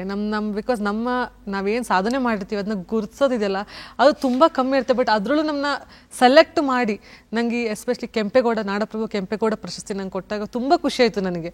ಯಾಕಂದರೆ ನಾನು ಇಷ್ಟು ವರ್ಷ ಏನು ನಾನು ಕಷ್ಟಪಟ್ಟಿದ್ದೀನಿ, ನಮ್ಮ ಮೆಡಲ್ ಇರ್ಬೋದು, ಏನೇ ಇರ್ಬೋದು, ಅದ್ರ ಜೊತೆಲಿ ನಮಗೆ ಅವಾರ್ಡ್ ಅಂತ ಬಂದಾಗ ನಮ್ಮ ಹೆಸರು ಜೊತೆ ಟ್ಯಾಗ್ಲೈನ್ ಆಗಿರುತ್ತೆ, ಕೆಂಪೇಗೌಡ ಪ್ರಶಸ್ತಿ ಪುರಸ್ಕೃತರು ಅಂತ. ತುಂಬ ಖುಷಿ ಆಗುತ್ತೆ. ಸೊ ಈ ಅವಾರ್ಡ್ ತುಂಬ ಮುಖ್ಯ ಆಗುತ್ತೆ. ಸೊ ಪ್ರತಿಯೊಂದು ಹೆಜ್ಜೆಗೂ ನಾವು ಒಂದು ಈ ಥರ ಅವಾರ್ಡ್ ಬಂದು ನಮ್ಗೆ ಪುಷ್ ಮಾಡಿದಾಗ ನಮ್ಗೆ ಇನ್ನೂ ಕೂಡ ಸಾಧನೆ ಮಾಡಬೇಕು, ಇನ್ನೂ ಕೂಡ ನಾವು ಮುಂದೆ ಬರಬೇಕು, ನನ್ನ ಹೆಸರು ಇನ್ನೂ ಕೂಡ ಮುಂದೆ ಬರಬೇಕಂತ ನಾವಿನ್ನೂ ಕಂಟಿನ್ಯೂ ಮಾಡ್ತಾ ಇರ್ತೀವಿ. ನಾವು ಆರಂಭದಲ್ಲಿ ಒಂದು ಮಾತು ಹೇಳ್ತೀವಿ, ಪ್ರಶಸ್ತಿಗಳನ್ನ ರೆಕಾರ್ಡ್ ಮಾಡಬೇಕಾದ್ರೆ ಬಹಳ ಖುಷಿ ಆಗುತ್ತೆ. ರೆಕಾರ್ಡ್ ಬಹಳ ವರ್ಷಗಳಿದ್ದಾಗ ತುಂಬ ಖುಷಿ ಆಗುತ್ತೆ. ಇನ್ನೂ ಖುಷಿ ಆಗೋದು ಯಾರಾದ್ರೂ ನಮ್ಮ ರೆಕಾರ್ಡ್ನ ಬ್ರೇಕ್ ಮಾಡಿದಾಗ ಅಂತ. ನಿಮ್ಮ ಥರ ಯೋಚನೆ ಮಾಡೋದು ಬಹಳ ಕಡಿಮೆ ಜನ. ಯಾಕೆ ಈ ನಿಲುವು ಯಾಕೆ ಅಂತ? ಯಾಕಂದ್ರೆ ಇವಾಗ ರೆಕಾರ್ಡ್ಸ್ ಡೇ ಟು ಬ್ರೇಕ್ ಅಂತ ಹೇಳ್ದಂಗೆ ನಮ್ಮ ಮನ್ಸಲ್ಲಿ ಇರುತ್ತೆ, ಈ ರೆಕಾರ್ಡ್ ನನ್ನ ರೆಕಾರ್ಡ್ ಇನ್ನೊಂದು 10-15 ವರ್ಷ 20 ವರ್ಷ ಇರಲಿ ಅಂತ ಮನ್ಸಲ್ಲಿ ಬರುತ್ತೆ. ಬಟ್ ಇನ್ ಬಿಟ್ವೀನ್ ಏನು ಅನ್ಸುತ್ತೆ ಅಂದರೆ ಇವಾಗಿನ ಜನ್ರೇಷನಲ್ಲಿ ಮಕ್ಕಳು ನಮ್ಮ ರೆಕಾರ್ಡ್ ಬ್ರೇಕ್ ಮಾಡಿದ್ರೆ ಎಷ್ಟು ಇಂಪ್ರೂವ್ ಆಗ್ತಾ ಇದೆ. ಯಾಕಂದರೆ ನಾವು 10 ವರ್ಷದ ಮುಂಚೆ ಇದ್ದಿದ್ದು ಫೆಸಿಲಿಟಿ ಇರ್ಬೋದು, ನಾವು ಟ್ರೈನಿಂಗ್ ಇರ್ಬೋದು, ಆ ಫೆಸಿಲಿಟಿ ಇಟ್ಕೊಂಡು ನಾವು ಈ ರೆಕಾರ್ಡ್ ಮಾಡಿದಾಗ ಈ ನೆಕ್ಸ್ಟ್ 10 years ಆದಮೇಲೆ ಅದೇ ಮಕ್ಕಳು ಬಂದು ನಮ್ಮ ರೆಕಾರ್ಡ್ ಬ್ರೇಕ್ ಮಾಡಿದಾಗ ಎಷ್ಟು ಇಂಪ್ರೂವ್ ಸ್ಪೋರ್ಟ್ಸ್ ಎಷ್ಟು ಮುಂದೆ ಬರ್ತಾ ಇದೆ ಅಂತ ಆ ಖುಷಿಯಲ್ಲಿ ನಾವಿರ್ತೀವಿ. ಸೊ ರೆಕಾರ್ಡ್ ಬ್ರೇಕ್ ಆದಾಗ ಬೇಜಾರಂತೂ ಇಲ್ಲ ನನಗೆ, ಯಾಕಂದ್ರೆ ನನ್ನ ರೆಕಾರ್ಡ್ನ ಇನ್ನೊಂದು ಮಕ್ಕಳು ಬಂದು ಯಾವುದೋ ಬ್ರೇಕ್ ಮಾಡ್ತೀರ ಅಂದಾಗ ತುಂಬ ಖುಷಿ ಆಗುತ್ತೆ. ಒಟ್ಟಿನಲ್ಲಿ ರೆಕಾರ್ಡ್ ಆಗೇ ಇರುತ್ತೆ, ಬಟ್ ಮಕ್ಕಳು ಇನ್ನೊಬ್ರು ಬಂದು ಬ್ರೇಕ್ ಮಾಡಿದಾಗ ಅವ್ರಿಗೂ ಕೂಡ ಒಂದು ಓಕೆ ನಾವು ಸೀನಿಯರ್ ರೆಕಾರ್ಡ್ನ ಬ್ರೇಕ್ ಮಾಡಿದ್ವಿ ಅಂತ ಅವರು ಕೂಡ ಒಂದು ಸ್ಟ್ರಾಂಗ್ ಆಗಿ ಇನ್ನೂ ಚೆನ್ನಾಗಿ ಚಾಲೆಂಜ್ ತಗೊಂಡು ಮಾಡ್ತವೆ. ಮಕ್ಕಳು ಒಬ್ಬರು ರೆಕಾರ್ಡ್ ಆಗಿ ಬ್ರೇಕ್ ಆಗ್ತಾನೆ ಇರುತ್ತೆ ಜೀವನದಲ್ಲಿ. ನೀವು ಹೇಳ್ದಾಗೆ ಸ್ಪೋರ್ಟ್ಸ್ ಮುಂದುವರಿತಿದೆ ಅನ್ನೋ ಜೊತೆಗೆ ನಮ್ಮ ರಾಜ್ಯನೂ ಮುಂದೆ ಹೋಗ್ತಿದೆ, ನಮ್ಮ ದೇಶ ಮುಂದೆ ಹೋಗ್ತಿದೆ ಅನ್ನೋ ಒಂದು ಖುಷಿ ಕೂಡ ಇರುತ್ತೆ. ಸೊ ನಿಮ್ಮ ಮನೆಯಲ್ಲಿ ವಿಶೇಷವಾಗಿ ನಿಮ್ಮ ತಂಗಿ ಕೂಡ ಕಿರುತೆರೆ ಕಲಾವಿದೆ, ತಾವು ಸ್ಪೋರ್ಟ್ಸ್ ಅಲ್ಲಿ ಇದ್ದೀರಿ. ನಮಗೆ ಇದು ಎಕ್ಸ್ಟ್ರಾ ಕರಿಕ್ಯುಲರ್ ಆಕ್ಟಿವಿಟೀಸ್. ಅಪ್ಪ ಅಮ್ಮ ಮೊದಲಿಂದನೂ ಕೂಡ ಸಪೋರ್ಟಿವ್ ಆಗಿದ್ದಾರೆ. ನಿಮ್ಮ ತಂಗಿ ಬಗ್ಗೆ ಹೇಳೋದಾದ್ರೆ? ನನ್ನ ತಂಗಿ ಬಗ್ಗೆ ಹೇಳ್ಬೇಕಂದ್ರೆ ನಾನು ಕೂಡ ಅವಳಿಗೆ, ನಾನು ಸ್ಪೋರ್ಟ್ಸ್ ಅಲ್ಲಿ ಇರೋದ್ರಿಂದ ನಾನು ಅವಳನ್ನ ಸ್ಪೋರ್ಟ್ಸಿಗೆ ಇನ್ವಾಲ್ವ್ ಮಾಡ್ಬೇಕಂತ ತುಂಬಾ ಆಸೆ ಇತ್ತು. ಆದ್ರೆ ಏನ್ ಹೇಳ್ತೀವಿ ಅವ್ರ ಇಂಟ್ರೆಸ್ಟ್ ಕೂಡ ತುಂಬಾ ಇಂಪಾರ್ಟೆಂಟ್ ಆಗುತ್ತೆ. ಅವಳು ಶುರು ಮಾಡಿದ್ದು ಕುಣಿಯೋಣ ಬರ ಡ್ಯಾನ್ಸ್ ರಿಯಾಲಿಟಿ ಶೋ. ಸೊ ಅದ್ರಲ್ಲಿ ರನ್ನರ್ ಅಪ್ ಆಗಿದ್ಲು ನನ್ನ ತಂಗಿ. ಸೊ ಇವಾಗ ಇಬ್ರು ಕೂಡ ಡ್ಯಾನ್ಸರೇ, ನಾನು ಕೂಡ ಡ್ಯಾನ್ಸಿಂಗ್ ಮಾಡ್ತಿದ್ದೆ, ನಾನು ಕೂಡ ಅವಳಿಗೆ ಕೊರಿಯೋಗ್ರಾಫ್ ಮಾಡಿದ್ದೀನಿ. ಸೊ ಅವಳು ಡ್ಯಾನ್ಸ್ ಇಂದ ಅಲ್ಲಿಂದ ಚುಕ್ಕಿ ಅಂತ ಒಂದು ಧಾರಾವಾಹಿ ಬಂದು ಸುವರ್ಣ ಕನ್ನಡದಲ್ಲಿ ಅವಳು ಲೀಡಿಂಗ್ ಕ್ಯಾರೆಕ್ಟರ್ಗೆ ಚುಕ್ಕಿ ಅನ್ನೋ ಕ್ಯಾರೆಕ್ಟರ್ ಮಾಡಿದ್ಲು. ಸೊ ಅದು ಆಲ್ಮೋಸ್ಟ್ 3 ವರ್ಷ ಬಂತು.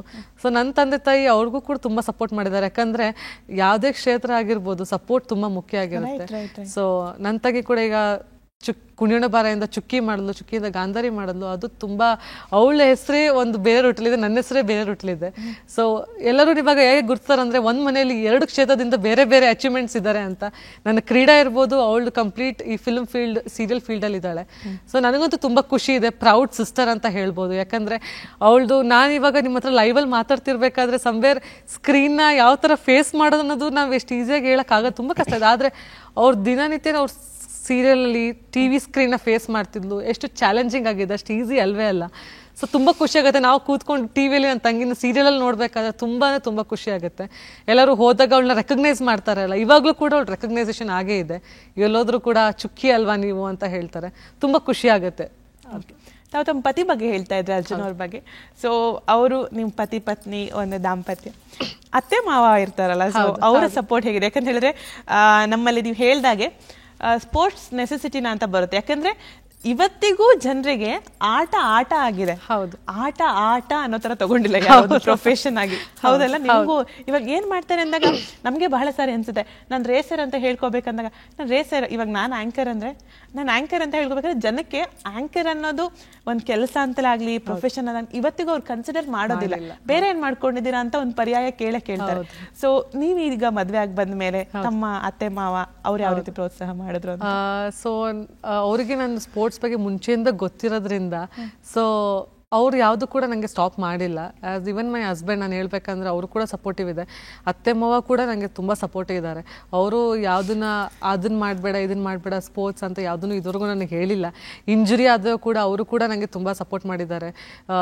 ಜೊತೇಲಿ ಇದ್ಕೊಂಡು ನನಗೆ ಅದನ್ನ ಟ್ರೀಟ್ಮೆಂಟ್ನ ನನಗೆ ತುಂಬ ಕೇರ್ ಮಾಡಿದ್ದಾರೆ ಕೂಡ. ಸೊ ನನಗೆ ಇವಾಗಿನ ಇದರಲ್ಲಿ ತುಂಬ ರೇರ್ ಸಿಗೋದು ಹೇಳಬೇಕಂದ್ರೆ, ನಮ್ಮ ಕ್ಷೇತ್ರನ ಮದುವೆ ಆದಮೇಲೆ ಕೂಡ ಕಂಟಿನ್ಯೂ ಮಾಡಬೇಕಂದ್ರೆ ಎಲ್ಲರೂ ಸಪೋರ್ಟ್ ಬೇಕಾಗುತ್ತೆ. ಮದುವೆಗಿಂತ ಮುಂಚೆ ಏನು ಅಪ್ಪ ಅಮ್ಮ ಸಪೋರ್ಟ್ ಇರ್ಬೋದು, ಮದುವೆ ಆದಮೇಲೆ ಅತ್ತೆ ಮಾವ ಸಪೋರ್ಟು ಕೂಡ ತುಂಬ ಇಂಪಾರ್ಟೆಂಟ್ ಆಗುತ್ತೆ. ಸೊ ಅದ್ರ ಜೊತೆಲಿ ಹಸ್ಬೆಂಡು ಅತ್ತೆ ಮಾವ ಇಬ್ಬರು ಸಪೋರ್ಟ್ ಇದ್ದರೆ ನಾವು ಯಾರನ್ನೂ ಸ್ಟಾಪ್ ಮಾಡೋಕ್ಕಾಗಲ್ಲ. ನಾವು ಇನ್ನೂ ಮುಂದುವರಿಬೋದು, ಇನ್ನೂ ಒಳ್ಳೆ ಹೆಸರು ಮಾಡ್ಬೋದು. ಅವ್ರಿಗೂ ಕೂಡ ಒಂದು ಒಳ್ಳೆ ಹೆಮ್ಮೆ ಇದೆ. ಬಿಕಾಸ್ ಅವ್ರಿಗೂ ಕೂಡ ಹೇಳ್ಕೊಳಕ್ ಖುಷಿ ಆಗುತ್ತೆ, ನನ್ನ ಸೊಸೆ ಸ್ಪೋರ್ಟ್ಸ್ ನ್ಯಾಷನಲ್ ಮೆಡಲಿಸ್ಟ್ ಅಂತ ಹೇಳ್ಕೊಳಕ್ ಅವ್ರಿಗೂ ಕೂಡ ತುಂಬಾ ಖುಷಿ ಇದೆ. ಪ್ರಜ್ಞಾ ಅವರ ಮುಂದಿನ ವಿಷನ್ ಏನು? ಇದನ್ನ ಮಾಡಬೇಕು, ಇದ್ರ ಗುರಿ? ಯಾಕಂದ್ರೆ ಈಗ ಇಂಜುರಿಲಿ ಇದಿರಲ್ವಾ, ಸೊ ಇದೊಂದು ಬಿಗ್ಗೆಸ್ಟ್ ಕಮ್ ಬ್ಯಾಕ್ ಆಗ್ಬೇಕಾಗಿದೆ ನಿಮ್ಗೆ. ಮತ್ತೆ ಫಿಟ್ನೆಸ್ ಮಾಡ್ಬೇಕು, ಮತ್ತೆ ಹೋಗ್ಬೇಕು, ಮತ್ತೆ ಓಡ್ಬೇಕು, ಮತ್ತೆ ಮೆಡಲ್ ಮಾಡ್ಬೇಕು. ಸೊ ಏನಿದೆ ಮುಂದಿನ ಗುರಿ, ವಿಷನ್? ಸೊ ಮುಂದಿನ ಗುರಿ ನಂದು ಏನಿದೆ ಅಂದ್ರೆ, ಇವಾಗ ನಾನು ಇಂಜುರಿಯಲ್ಲಿ ಇದ್ದೀನಿ, ನಾನು ಅದನ್ನ ಫಸ್ಟ್ ರೆಡಿ ಮಾಡ್ಕೊಬೇಕಂತ, ನಾನು ಅದನ್ನ ಕ್ಲಿಯರ್ ಮಾಡಿ ಮತ್ತೆ ನಾನು ಟ್ರ್ಯಾಕಿಗೆ ಇಳಿಲೇಬೇಕು ಅಂತ ತುಂಬಾ ಆಸೆ ಇದೆ. ಯಾಕಂದ್ರೆ ಸ್ಪೋರ್ಟ್ಸ್ ಯಾವ ತರ ಅಂದ್ರೆ ನಮ್ಗೆ ಮೆಂಟಲಿ ನಾವು ಹೇಳ್ತೀವಿ, ನಾವು ಮಾಡ್ಬೇಕಂತ ಫಿಸಿಕಲ್ ಎಷ್ಟು ಫಿಟ್ ಇರೋದಿಲ್ಲ. ಇವಾಗ ನಾನು 11 ಸೆಕೆಂಡ್ ನೋಡ್ಬೇಕಂದ್ರೆ ನಾನು ಫಿಸಿಕಲಿ ಒಪ್ಪೋದಿಲ್ಲ ನನ್ನ ಬಾಡಿ ಇವಾಗ. ಬಟ್ ಮತ್ತೆ ನಾನು ಇಂಜುರಿ ಕ್ಲಿಯರ್ ಮಾಡಿ ಮತ್ತೆ ಟ್ರ್ಯಾಕಿಗೆ ಹೋಗಿ ಮತ್ತೆ ನಾನು ನನ್ನ ಫಿಟ್ನೆಸ್ಸಿಗೆ ನಾನು ರೆಡಿ ಆಗಿ ಹಾಗೆ ನಾನು ವಿಕ್ಟ್ರಿ ಪೋಡಿಯಮಲ್ಲಿ ನಿಲ್ಬೇಕನ್ನೋ ಆಸೆ ಇದೆ. ಸೊ ನಾನು ಏಜ್ ಮ್ಯಾಟ್ರ್ ಆಗೋದಿಲ್ಲ ಸ್ಪೋರ್ಟ್ಸಲ್ಲಿ. ಸೊ ಮತ್ತೆ ನಾನು ಸ್ಪೋರ್ಟ್ಸಲ್ಲಿ ಕಮ್ ಬ್ಯಾಕ್ ಆಗೇ ಆಗ್ತೀನಿ. ಹೌದು, ಇದರಲ್ಲಿ ಕ್ರೈಟೀರಿಯಾ ಬರೋದೇ ಇಲ್ವಾ? ಸ್ಪೋರ್ಟ್ಸಲ್ಲಿ ಯಾವ ಥರ ಅಂದರೆ ನಾವು ಅಪ್ ಟು 35 ತನಕ ಸೀನಿಯರ್ ಕ್ಯಾಟಗರಿ ಮಾಡ್ಬೋದು. ಅದಾದಮೇಲೆ ಮಾಸ್ಟರ್ಸ್ ಅಂತ ಬರುತ್ತೆ ಸ್ಪೋರ್ಟ್ಸ್. ಸೊ ಮಾಸ್ಟರ್ಸ್ ಅಂತ ಬಂದಾಗ 35, 40, 45 ಅಂತ ಇರುತ್ತೆ. ಅದೇ ಕ್ರೀಡೆಗೆ ಯಾವುದೂ ಏಜ್ ಇಲ್ಲ. ಇವಾಗ 100 ವರ್ಷದ ಮಹಿಳೆ ಕೂಡ ಪಂಜಾಬಲ್ಲಿ ಒಬ್ರು ಇದ್ದಾರೆ, ಅವರು ಕೂಡ 100 ವರ್ಷ ಇದ್ದು ಕೂಡ ಓಡಿದ್ದಾರೆ. ಬಿಕಾಸ್ ಅವರು ಎಷ್ಟು ಖುಷಿ ಆಗುತ್ತೆ ಅಂದರೆ, 100 ವರ್ಷ ಇದ್ಕೊಂಡು ಕೂಡ 95 ವರ್ಷದ 100 ವರ್ಷ ಕೂಡ ಆ ಏಜಲ್ಲಿ ಅವರು ಓಡ್ತಾ ಇದ್ದಾರೆ ಅಂದರೆ, ಅವ್ರ ಸ್ಪೀಡಲ್ಲಿ ಅವರು ಟ್ರ್ಯಾಕಿಗೆ ಬರೋದೇ ತುಂಬ ಕಷ್ಟ ಹೇಳ್ಬೇಕಂದ್ರೆ, ಅದರಲ್ಲಿ ಅವರು ಓಡ್ತಿದ್ದಾರೆ ಅಂದರೆ ಅವಾಗ ನಾವು ಯಂಗ್ಸ್ಟರ್ಸ್ ನಾವು ಯೋಚನೆ ಮಾಡಬೇಕು, ಆ ಏಜವ್ರನ್ನ ಓಡಬೇಕಾದ್ರೆ ನಮ್ಮ ಕೈಯಲ್ಲಿ ಯಾಕೆ ಸಾಧ್ಯ ಇಲ್ಲ. ಸೊ ನಂದು ಯಾವ ಥರ ಅಂದರೆ, ಯಾವುದೇ ಸ್ಟೇಜಸ್ ನನ್ನ ಸ್ಟಾಪ್ ಮಾಡೋಕ್ಕಾಗೋದಿಲ್ಲ. ಯಾವುದೇ ಏಜ್ ಇರ್ಬೋದು, ನಾನು ಸ್ಪೋರ್ಟ್ಸಲ್ಲಿ ಖಂಡಿತ ನಾನು ಕಮ್ ಬ್ಯಾಕ್ ಮಾಡ್ತೀನಿ. Okay, super. ಸೊ ಪ್ರಜ್ಞಾ ಅವರು ರೇಸಿಂಗ್ ಕೆಲಸದ ಹೊರತಾಗಿ ಬೇರೆ ಏನು ಹವ್ಯಾಸ ಇದೆ? ನನ್ನ ಹವ್ಯಾಸ ಏನು ಹೇಳ್ಬೇಕು, ನಾನು ಡಾನ್ಸರ್ ಆಗಿದ್ದೆ. ಆ್ಯಕ್ಚುಲಿ ನನಗೆ ಡ್ಯಾನ್ಸ್ ಅಂದರೆ ತುಂಬ ಇಷ್ಟ. ಸೊ ಡ್ಯಾನ್ಸ್ ಮಾಡೋದಿರ್ಬೋದು, ಇವಾಗ ಇಲ್ಲಾಂದ್ರೆ ಮಧ್ಯ ಹಾಡು ಹೇಳೋದಿರ್ಬೋದು. ಬಟ್ ಹಾಡು ಹೇಳೋದು ತುಂಬ ಕಮ್ಮಿ, ಬಟ್ ಇಲ್ಲ ಸಾರಿ. ಬಟ್ ಡಾನ್ಸಿಂಗ್ ನನಗೆ ತುಂಬ ಅಂದರೆ ತುಂಬ ಕ್ರೇಜ್ ಇದೆ. ಸೊ ಅದೇ ನನ್ನ ತಂಗಿ ಕೂಡ, ಅವಳು ಕೂಡ ಡಾನ್ಸಿಂಗ್ ಆಗಿರೋದ್ರಿಂದ ನನ್ನ ಸ್ಪೋರ್ಟ್ಸ್ ಬಿಟ್ಟು ನಾನು ಡಾನ್ಸಿಂಗಲ್ಲಿ ತುಂಬ ನನಗೆ ಇಂಟ್ರೆಸ್ಟ್ ಜಾಸ್ತಿ. ಓಕೆ, ಕಾರ್ಯಕ್ರಮದ ಕೊನೆ ಹಂತಕ್ಕೆ ಬಂದಿದ್ದೀವಿ. ಹೇಗೆ ಅನಿಸ್ತು ಕಾರ್ಯಕ್ರಮದಲ್ಲಿ ಭಾಗಿಯಾಗಿದ್ದು? ತುಂಬ ಖುಷಿಯಾಗಿದೆ. ಬಿಕಾಸ್ ನಮ್ದು ಈ ಥರ ನಮ್ಮ ಈ ಅಚೀವ್ಮೆಂಟ್ನ ಗುರುತಿಸಿ ನನಗೆ ಈ ಚಾನೆಲಲ್ಲಿ ಕರೆದಿದ್ದಕ್ಕೆ ತುಂಬ ಖುಷಿಯಾಗಿದೆ. ಯಾಕಂದರೆ ಸಮಾಜದಲ್ಲಿ ತುಂಬ ಗುರುತಿಸೋದು ತುಂಬ ಕಮ್ಮಿ. ಯಾಕಂದ್ರೆ ತುಂಬಾ ಅಚೀವರ್ಸ್ ಇದ್ದಾರೆ, ಇಲ್ಲ ಅಂತ ಹೇಳ್ತಿಲ್ಲ. ಬಟ್ ಆ ನಮ್ಮ ಅಚೀವ್ಮೆಂಟ್ನ ನಮ್ಮನ್ನ ಗುರುತಿಸಿ ಇಲ್ಲಿ ಕರೆಸಿ ನಮ್ಮ ಬಯೋಡಾಟಾನ ನಾವು ಹೇಳ್ತೀವಲ್ಲ ಚಾನಲ್ ಮುಂದೆ, ತುಂಬ ಖುಷಿ ಆಗುತ್ತೆ. ಸೊ ನಂಗೆ ತುಂಬ ಪ್ರೌಡ್ ಫೀಲ್ ಇದೆ ನಾನು ಇಲ್ಲಿ ಬಂದಿರೋದಕ್ಕೆ. Thank you so much. ನಮ್ಮ ವೀಕ್ಷಕರು ತುಂಬ thank you so much. So ಇದೇ ರೀತಿ ಮುಂದಕ್ಕೂ ಕೂಡ ಮುಂದೆ ಬರುವ ಮಕ್ಕಳಿಗೂ ಕೂಡ ಸಪೋರ್ಟ್ ಮಾಡಿ. ಸೊ ನಿಮ್ಮ ಚಪ್ಪಾಳೆ ಏನಿದೆ ಅದು ತುಂಬ ಇಂಪಾರ್ಟೆಂಟ್ ಆಗುತ್ತೆ ಇವಾಗಿನ ಯಂಗ್ಸ್ಟರ್ಸಿಗೆ. Thank you so much. ಮತ್ತೆ ನೀವು ಫಾರ್ಮ್ ಬರಬೇಕು, ಮತ್ತೆ ಮೆಡಲ್ ಮಾಡಬೇಕು. ಯಾಕಂದರೆ ನಾನು ಆಗಲೇ ಹೇಳ್ದ ಹಾಗೆ 104 ಮೆಡಲು, ಸಾವಿರಾರು ರೇಸಿಂಗ್, 10,000ಕ್ಕೂ ಹೆಚ್ಚು ಪ್ರಾಕ್ಟೀಸ್ ಮಾಡಿರೋದು ತಾವು. ಸೊ ಈ ಸಂದರ್ಭದಲ್ಲಿ ಅಪ್ಪ ಅಮ್ಮಂಗೊಂದು ಧನ್ಯವಾದಗಳನ್ನು ತಿಳಿಸ್ಬೋದಲ್ಲ? ಅಪ್ಪ ಅಮ್ಮನಿಗೆ ಅವರಿಗೆ ಯಾವತ್ತು ಲೈಫ್ ಲಾಂಗ್ ನಾನು ಧನ್ಯವಾದ ಹೇಳೇ ಹೇಳ್ತೀನಿ. ಯಾಕಂದರೆ ಅವ್ರು ಮಾಡಿದ ಸಪೋರ್ಟ್ ಇದೆ ಅಲ್ಲ, ನಂಗೆ ಆ ಇನಿಷಿಯಲ್ ಸ್ಟೇಟ್ಲಿ ತುಂಬ ಸಪೋರ್ಟ್ ಮಾಡಿದ್ದಾರೆ. ಆ ಕಾರಣಕ್ಕೆ ಅವರಿಗೆ ಯಾವಾಗಲೂ ನಾನು ತುಂಬ ಥ್ಯಾಂಕ್ಸ್ ಹೇಳ್ತೀನಿ. Even they are proud of me.